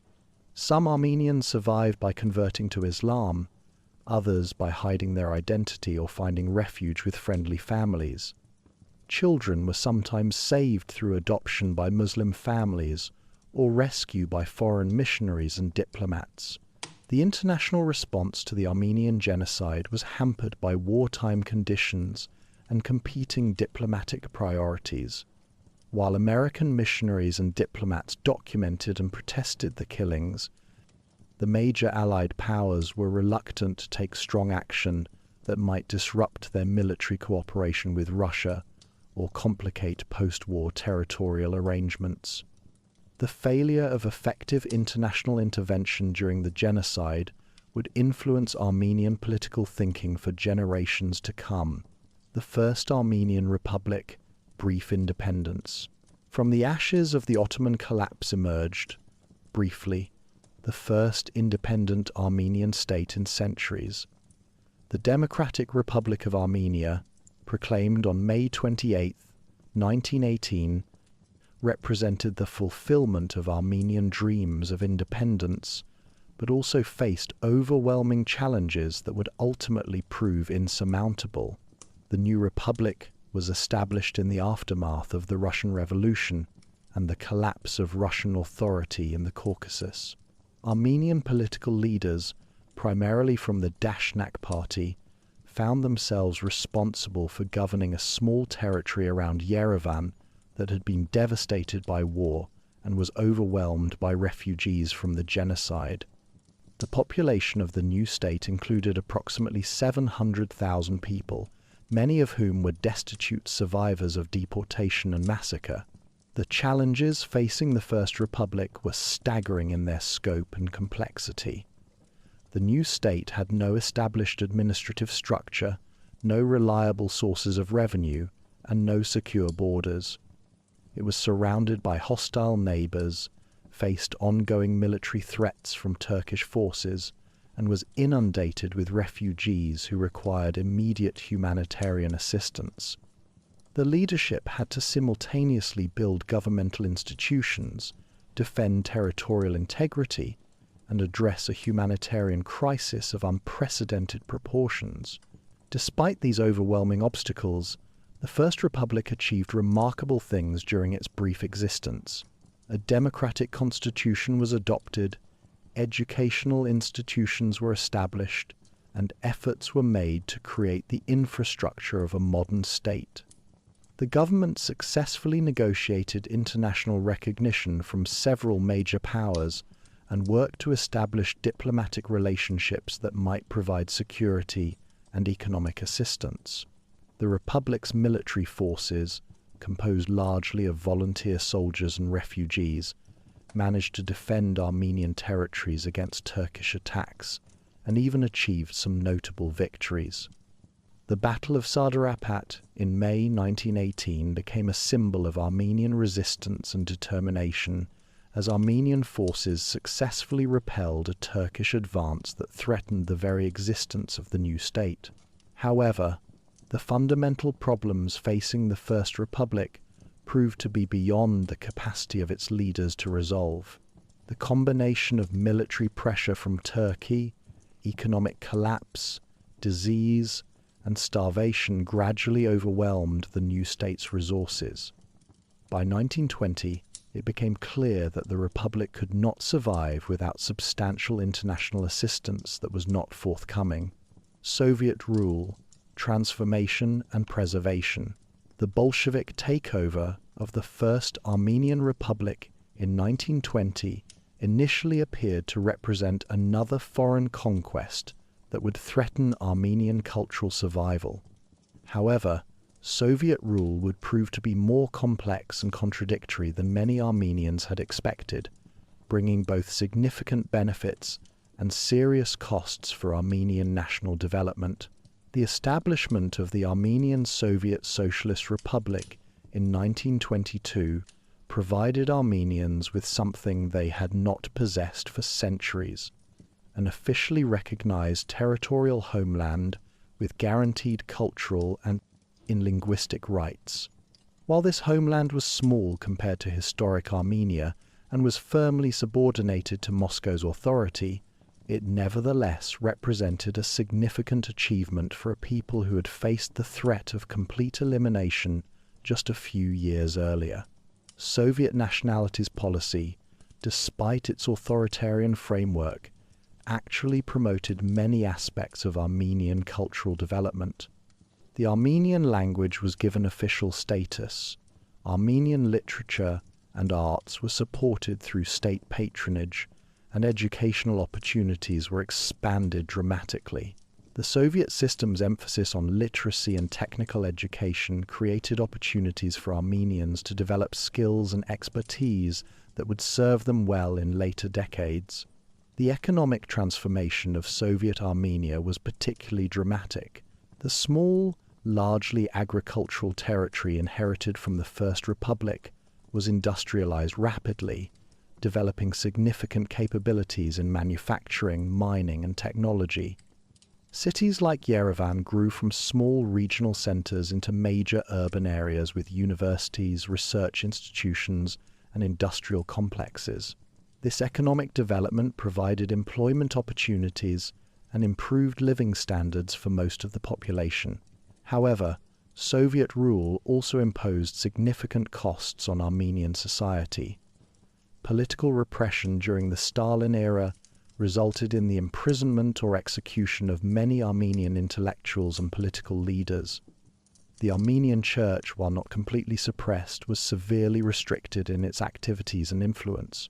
Most significantly, the Soviet system's emphasis on creating a unified Soviet identity sometimes conflicted with the preservation of distinctive Armenian cultural traditions. The experience of World War II tested both Soviet-Armenian loyalty and the resilience of Armenian communities throughout the Soviet Union.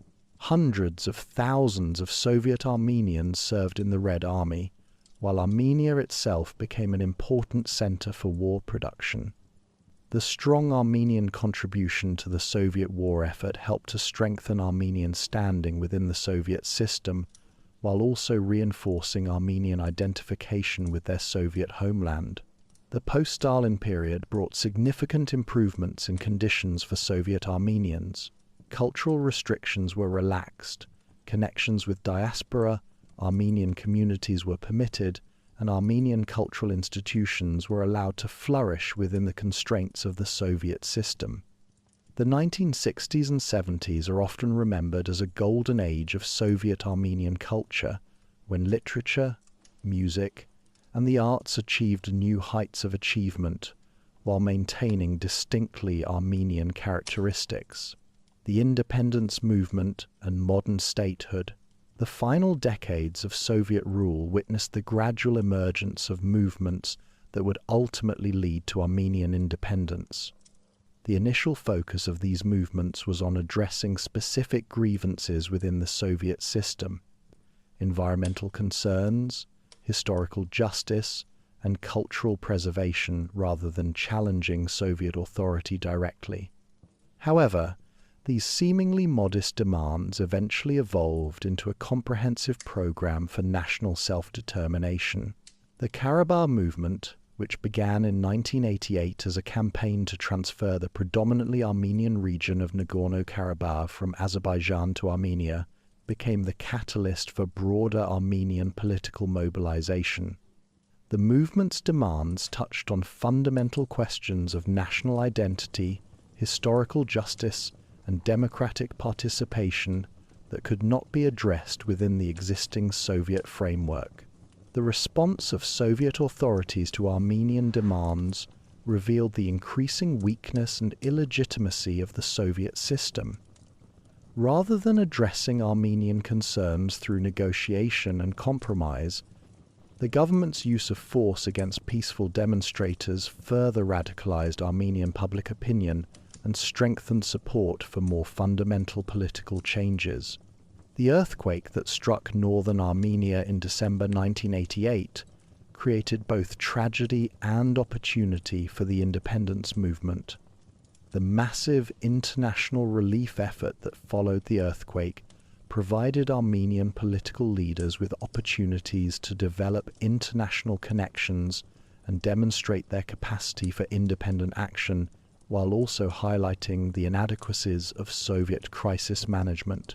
The gradual collapse of Soviet authority during 1989 and 1990 created opportunities for Armenian political leaders to move beyond demands for reform toward calls for complete independence. The Declaration of Independence in September 1991 represented the culmination of centuries of struggle for Armenian self-determination and the beginning of a new chapter in Armenian history. Building a modern state, challenges and achievements. The establishment of an independent Armenian republic in 1991 fulfilled ancient dreams, but also created enormous challenges for a small nation attempting to build democratic institutions and market economic systems in the aftermath of Soviet collapse.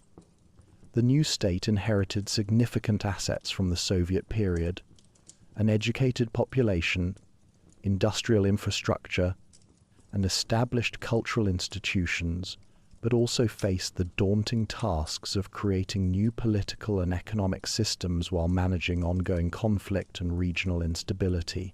The conflict over Nagorno-Karabakh, which had been simmering since 1988, escalated into full-scale war during the early 1990s. While Armenian forces were ultimately successful in securing control over the disputed territory, the conflict created enormous human and economic costs for the new republic. The war also established patterns of regional confrontation that would influence Armenian foreign policy for decades to come. The transition to a market economy proved to be particularly challenging for a country that had been integrated into Soviet economic systems for 7 decades. The collapse of traditional trading relationships, combined with the economic effects of war and regional instability, led to severe economic hardship during the first decade of independence. Massive emigration during this period reduced Armenia's population significantly, while also creating new diaspora communities that would maintain connections with the homeland. Despite these challenges, independent Armenia achieved significant successes in building democratic institutions and preserving cultural identity.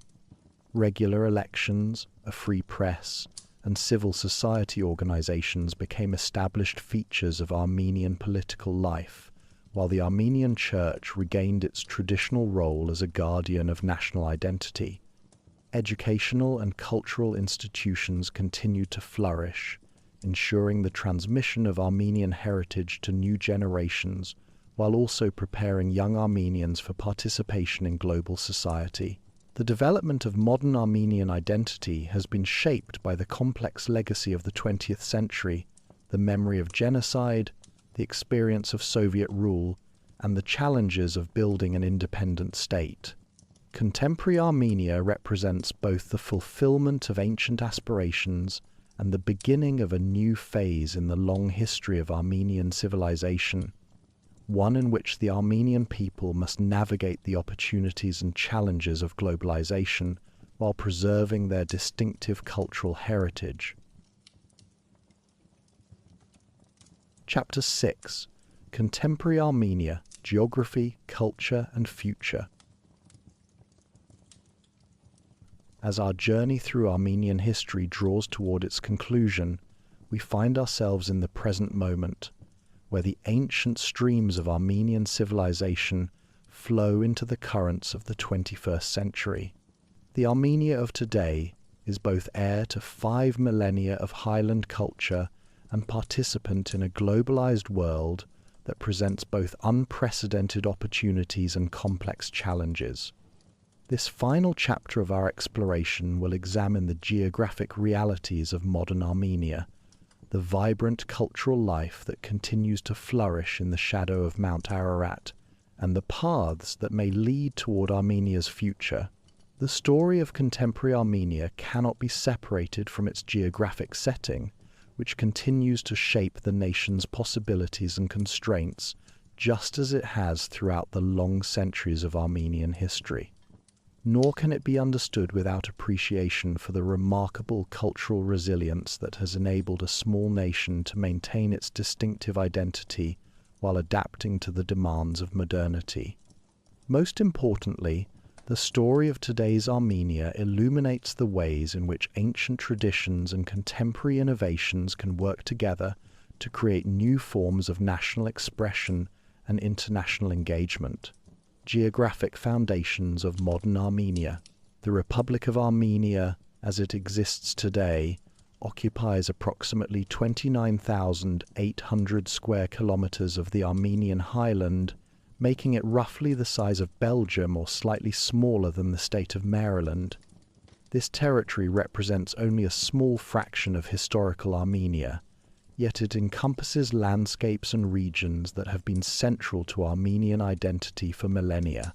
The country's borders, established through the complex negotiations that followed World War I, and refined through the Soviet period, create a landlocked nation that shares frontiers with Turkey, Iran, Azerbaijan, and Georgia. The topography of modern Armenia reflects the dramatic geological processes that shaped the broader Armenian highland region. Approximately 90% of the country lies at elevations above 1,000 meters, creating a predominantly mountainous landscape characterized by extinct volcanic peaks, deep river gorges, and high plateau regions. The highest point in the country is Mount Ararat, whose 4 peaks reach elevations of over 4,000 meters, while the lowest point, along the Arax River Valley, lies at approximately 375 meters above sea level. This mountainous terrain has profoundly influenced patterns of human settlement and economic activity throughout Armenian history and continues to do so today. The majority of Armenia's population of approximately 3 million people lives in valleys and plateau regions where agriculture is possible and transportation networks can be developed. The Ararat Plain, surrounding the capital city of Yerevan, remains the most densely populated region and the center of the country's economic and political life. Lake Sevan, situated in the eastern part of the country at an elevation of 1,900 meters, represents one of Armenia's most significant geographic features and natural resources. This freshwater lake, covering approximately 1,240 square kilometers, provides water for irrigation and hydroelectric power generation, while also serving as an important recreational and cultural site. The lake's ecosystem supports unique species of fish and birds, while its shores contain numerous historical and religious sites that connect contemporary Armenia to its ancient past. The climate of modern Armenia varies significantly with elevation and geographic position, creating diverse microclimates that support different forms of economic activity.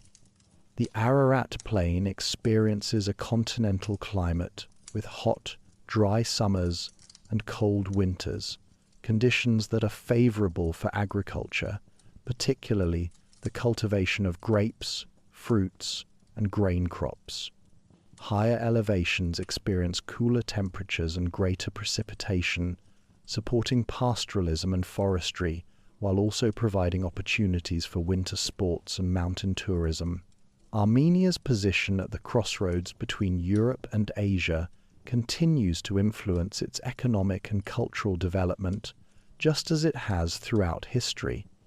The country serves as a transit route for goods moving between Iran and Georgia, while also maintaining important economic relationships with Russia and other former Soviet republics. However, the closed borders with Turkey and Azerbaijan, resulting from unresolved conflicts and historical grievances, limit Armenia's access to regional markets and create ongoing economic challenges. Urban centers and regional diversity. Yerevan, the capital and largest city of Armenia, houses approximately 1/3 of the country's population and serves as the undisputed center of political, economic, and cultural life. The city's history extends back to the Urartian fortress of Erebuni, built in 782 before the Christian era, making it one of the world's oldest continuously inhabited cities. However, the Yerevan of today bears little resemblance to its ancient predecessor, having been transformed through successive periods of Persian, Russian, and Soviet rule into a modern metropolitan area. The architectural character of contemporary Yerevan reflects this complex history while also expressing distinctly Armenian aesthetic preferences. The city centre, largely designed during the Soviet period according to plans developed by the architect Alexander Tamanyan, features broad boulevards, public squares, and neoclassical buildings constructed from the pink volcanic rock known as Armenian tuff. This unified architectural approach creates a visual coherence that distinguishes Yerevan from other post-Soviet cities, while connecting it to local geological and cultural traditions. The cultural institutions of Yerevan serve not only the city's residents, but also the broader Armenian nation and diaspora. The Matenadaran manuscript repository houses one of the world's most important collections of medieval manuscripts, preserving texts in Armenian and other languages that illuminate the intellectual history of the region. The National Academy of Sciences, the State University, and numerous research institutes maintain Armenia's traditions of scholarship and learning, while also engaging with contemporary international intellectual movements. Beyond Yerevan, Armenia's regional diversity reflects both geographic variations and historical patterns of settlement and development. Gyumri, the country's second-largest city, located in the northwestern Shirak Plain, has traditionally served as a cultural and commercial center, with strong connections to both Russian and European cultural traditions. The city's architectural heritage, featuring 19th century Russian imperial buildings alongside traditional Armenian structures, creates a distinctive urban landscape that reflects its complex history. The southern regions of Armenia, including the provinces of Syunik and Vyots Dzor, are characterized by dramatic mountain landscapes, ancient monasteries, and traditional rural communities that maintain strong connections to historical Armenian culture. These areas, while economically less developed than the Ararat Plain, preserve important elements of Armenian folk culture and serve as guardians of traditions that might otherwise be lost in the process of modernization. Monasteries such as Tetev, perched dramatically on cliffs overlooking the Voratan River Gorge, and Noravank, nestled in a narrow canyon surrounded by red rock formations, continue to serve as centers of spiritual life, while also attracting visitors from around the world. These religious sites maintain their traditional functions while also contributing to Armenia's growing tourism industry and serving as symbols of cultural continuity and resilience. Economic challenges and opportunities. The economy of contemporary Armenia has been shaped by the complex transition from Soviet-planned economy to market-oriented systems, a process that has been both difficult and incomplete. During the Soviet period, Armenia developed significant industrial capabilities, particularly in the production of chemicals, textiles, and manufactured goods, while also maintaining traditional agricultural activities. However, the collapse of Soviet trading relationships and the disruption caused by regional conflicts severely damaged these economic sectors during the 1990s. The closed borders with Turkey and Azerbaijan have imposed significant costs on the Armenian economy by limiting access to natural transportation routes and regional markets. Goods moving between Armenia and European markets must transit through Georgia or Iran, increasing transportation costs and limiting competitiveness in international trade. Similarly, Armenia's access to energy resources has been constrained by its geographic isolation and political tensions with neighbors. Despite these challenges, contemporary Armenia has developed significant strengths in certain economic sectors. The information technology industry has emerged as a particular success story, with Armenian companies providing software development services to international clients while also creating innovative products for global markets. This sector benefits from Armenia's strong educational traditions, its technically skilled workforce, and its connections to diaspora Armenian communities and technology centers around the world. Agriculture continues to play an important role in the Armenian economy, particularly in the production of high-value crops such as wine grapes, dried fruits, and specialty agricultural products. The country's diverse climatic conditions and traditional agricultural knowledge provide foundations for developing niche markets and premium products that can compete successfully in international markets despite transportation disadvantages. The mining sector represents another area of potential economic development, as Armenia possesses significant mineral resources, including copper, molybdenum, and gold. However, the development of these resources has raised environmental concerns and questions about the balance between economic development and environmental protection that reflect broader challenges facing small nations in the global economy. Remittances from Armenian diaspora communities continue to provide important economic support, particularly for rural and economically disadvantaged regions. These financial flows not only provide direct economic benefits, but also maintain connections between Armenia and global Armenian communities that can facilitate trade, investment, and technology transfer. Cultural renaissance and preservation. The independence of Armenia in 1991 created unprecedented opportunities for cultural development and expression after decades of Soviet constraints. While Soviet rule had provided certain benefits for Armenian culture, including literacy, education, and support for the arts, it had also imposed limitations on religious expression, international connections, and certain forms of cultural and political identity that were deemed inconsistent with Soviet ideology. The revival of the Armenian Apostolic Church represents one of the most visible aspects of post-independence cultural renaissance. The Church, which had maintained a limited presence during the Soviet period, has regained much of its traditional role as a guardian of Armenian identity and culture.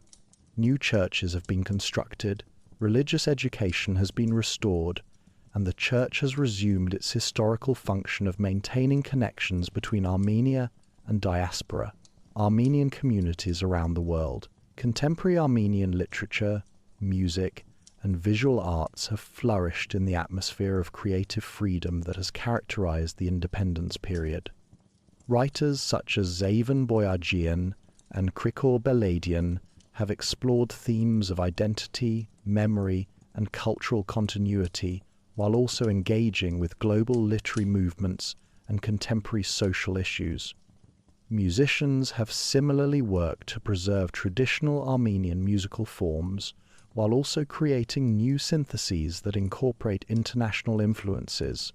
The preservation and promotion of the Armenian language represents a continuing challenge and opportunity for contemporary Armenian culture.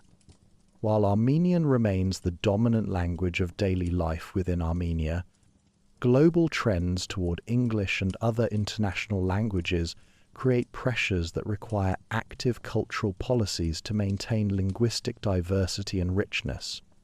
Educational institutions, media organizations, and cultural groups work together to ensure that Armenian language and literature continue to develop and evolve while maintaining their distinctive characteristics. The relationship between Armenia and its diaspora communities has been transformed by independence and by new technologies that facilitate communication and cultural exchange. Diaspora Armenians can now visit Armenia freely, invest in Armenian enterprises, and participate in Armenian cultural and political life in ways that were impossible during the Soviet period. At the same time, Armenians from the Republic have established new diaspora communities around the world, creating fresh connections and opportunities for cultural exchange, memory, justice, and international recognition. The question of international recognition of the Armenian genocide remains a central concern for contemporary Armenian society and politics. While many countries, scholars, and international organizations have recognized the systematic persecution of Armenians by the Ottoman Empire during World War I as genocide, efforts to achieve universal recognition continue to encounter political obstacles related to contemporary geopolitical considerations and diplomatic relationships. The pursuit of genocide recognition represents more than a historical or legal issue for contemporary Armenians. It reflects deeper questions about justice, memory, and the prevention of future atrocities. Armenian advocacy organizations working in cooperation with human rights groups and genocide scholars continue to work for recognition while also promoting education about genocide prevention and human rights protection. The centennial commemorations of the Armenian genocide in 2015 provided opportunities for renewed international attention to these issues, while also demonstrating the continuing vitality of Armenian communities around the world. These commemorative activities, ranging from scholarly conferences to artistic performances, served both to honor the memory of genocide victims and to educate new generations about the importance of defending human rights and preventing mass atrocities. The relationship between historical memory and contemporary identity remains complex for Armenian communities, both in Armenia and the diaspora. While the memory of historical persecution provides important lessons about the dangers of ethnic hatred and the importance of vigilance in defending minority rights, it also creates challenges for building positive relationships with neighboring countries and engaging constructively in regional politics, regional relations, and international engagement. Armenia's foreign policy in the contemporary period has been shaped by its geographic position, historical relationships, and ongoing security concerns. The conflict over Nagorno-Karabakh, which has remained unresolved since the early 1990s, continues to influence Armenia's relationships with Azerbaijan and Turkey, while also affecting its broader integration into European and Atlantic institutions. The relationship with Russia has been particularly important for Armenian security and economic development. Russia provides military guarantees for Armenian security, while also serving as Armenia's most important economic partner and source of energy supplies. However, this close relationship with Russia also creates constraints on Armenia's ability to develop independent relationships with Western European and American institutions. Armenia's relationship with Iran represents another important aspect of its regional engagement. Despite significant differences in political systems and religious traditions, Armenia and Iran have maintained constructive relationships based on shared interests in regional stability and economic cooperation. Iran serves as an important transit route for Armenian trade, while also providing energy supplies and investment opportunities. The European Union and the United States have both sought to develop constructive relationships with Armenia, while also supporting regional cooperation and conflict resolution efforts. These relationships provide Armenia with alternatives to exclusive dependence on Russia, while also offering opportunities for economic and political development consistent with democratic values and market economic principles. The challenges of balancing these different relationships while maintaining Armenian independence and pursuing Armenian interests reflect the continuing relevance of traditional Armenian diplomatic skills and the importance of maintaining diplomatic flexibility in a complex regional environment. Cultural contributions to world civilization. Contemporary Armenia continues the long Armenian tradition of contributing to global intellectual and cultural life while maintaining its distinctive identity and characteristics. Armenian scientists, artists, writers, and scholars work in universities, research institutions, and cultural organizations around the world, carrying forward traditions of learning and creativity that stretch back to the medieval monasteries and scriptoria. The global Armenian diaspora, now estimated to include several million people living in countries throughout Europe, the Americas, and the Middle East, serves as a bridge between Armenian culture and broader international society. Diaspora. Armenians have achieved prominence in fields ranging from technology and business to arts and entertainment, while also working to preserve and transmit Armenian cultural traditions to new generations. The development of digital technologies and global communication networks has created new opportunities for Armenian cultural preservation and promotion. Online resources make Armenian language learning accessible to people around the world, while digital libraries and archives preserve and disseminate Armenian manuscripts, photographs, and other cultural materials. Social networks enable Armenian communities, separated by vast distances, to maintain connections and share cultural experiences. Contemporary Armenian architecture, exemplified by projects such as the renovation of Yerevan's city centre and the construction of new cultural institutions, continues to evolve traditional Armenian architectural principles while also engaging with international design movements. These projects reflect Armenian commitment to preserving cultural heritage while also participating in contemporary global culture. Challenges and opportunities for the future. As Armenia moves forward in the 21st century, it faces both significant challenges and remarkable opportunities. The fundamental challenge remains the same as it has been throughout Armenian history: maintaining cultural identity and achieving security and prosperity for the Armenian people in a complex and sometimes hostile regional environment. Demographic trends pose particular challenges for Armenia's future development. Emigration, particularly of young and educated people seeking economic opportunities abroad, has reduced Armenia's population and created concerns about the long-term sustainability of demographic and economic development. At the same time, low birth rates reflect the broader challenges facing small nations in the contemporary global economy. Environmental challenges, including air and water pollution, deforestation, and the effects of climate change on agricultural productivity, require careful attention and international cooperation to address effectively.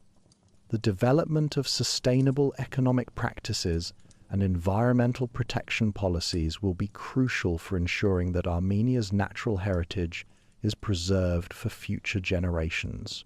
However, Armenia also possesses significant assets for addressing these challenges. The Armenian people's demonstrated capacity for cultural adaptation and preservation, their strong traditions of education and learning, and their extensive international connections provide foundations for successful engagement with contemporary global opportunities and challenges. The growing importance of knowledge-based industries, the increasing recognition of cultural diversity as a source of strength rather than division, and the development of new technologies that can overcome geographic constraints all create opportunities for small nations like Armenia to participate successfully in global development while maintaining their distinctive characteristics. Epilogue: Continuity and Change. As we reach the end of our journey through Armenian history and geography, we find ourselves contemplating a remarkable story of survival, adaptation, and achievement. From the ancient fortresses of Urartu to the modern cities of contemporary Armenia, from the medieval kingdoms that challenged the great empires of their time, to the diaspora communities that maintain Armenian culture in cities around the world, the Armenian experience illuminates universal themes about the relationship between identity and change, tradition and innovation, local community and global engagement. The mountains that witnessed the rise of the first Armenian kingdoms continue to shelter Armenian communities today, while the rivers that watered ancient Armenian fields still flow through valleys where Armenian farmers tend their crops according to methods that blend ancestral wisdom with modern knowledge. The churches that preserved Armenian faith through centuries of foreign domination continue to serve communities that maintain their spiritual traditions while also engaging with contemporary social and intellectual movements. The story of Armenia teaches us that survival is not merely about endurance, but about the creative capacity to transform challenges into opportunities, to find in adversity the seeds of renewal, and to maintain hope even in the darkest of times. The Armenian people have demonstrated again and again that cultural identity is not a fixed inheritance but a living tradition that must be continuously renewed and adapted to meet the demands of each new generation. As you drift towards sleep, dear listeners, carry with you the image of Mount Ararat rising eternal against the Armenian sky, its snow-capped peaks reflecting the first light of dawn over valleys where new generations of Armenian children learn to read the ancient script that connects them to 5 millennia of highland civilization. In those valleys, in the diaspora communities scattered across the globe, and in the dreams of all who value the preservation of human cultural diversity, the Armenian story continues to unfold. The highlands that cradled one of humanity's oldest civilizations continue to nurture new forms of Armenian expression and achievement. The same mountains that sheltered Urartian kings and Armenian merchants, medieval monks and modern revolutionaries, now provide the setting for a small nation's efforts to build a democratic society that honors its past while embracing its future. In the gentle silence of this evening hour, as the stars emerge over the Armenian plateau just as they have for countless generations, we are reminded that the human capacity for cultural creation and preservation represents one of our species' greatest achievements. The story of Armenia is ultimately a story about all of us, about our shared heritage as creators of meaning, preservers of memory, and builders of communities that can transcend the limitations of time and space. Sleep well, knowing that in a small nation nestled among ancient mountains, the flame of human creativity continues to burn bright, maintained by people whose ancestors learned long ago that the greatest victories are not won on battlefields, but in the quiet persistence of daily life, in the patient teaching of children, in the careful preservation of stories, and in the endless human capacity to find beauty and meaning, even in the most challenging of circumstances. The Armenian story continues, as it has for 5,000 years, written in the patient accumulation of small choices, daily acts of preservation and creation, and the quiet determination of a people who have never forgotten that their greatest treasures are not material, but spiritual, the language that connects them to their ancestors, the faith that sustained them through centuries of trial, and the hope that continues to guide them toward a future worthy of their remarkable past.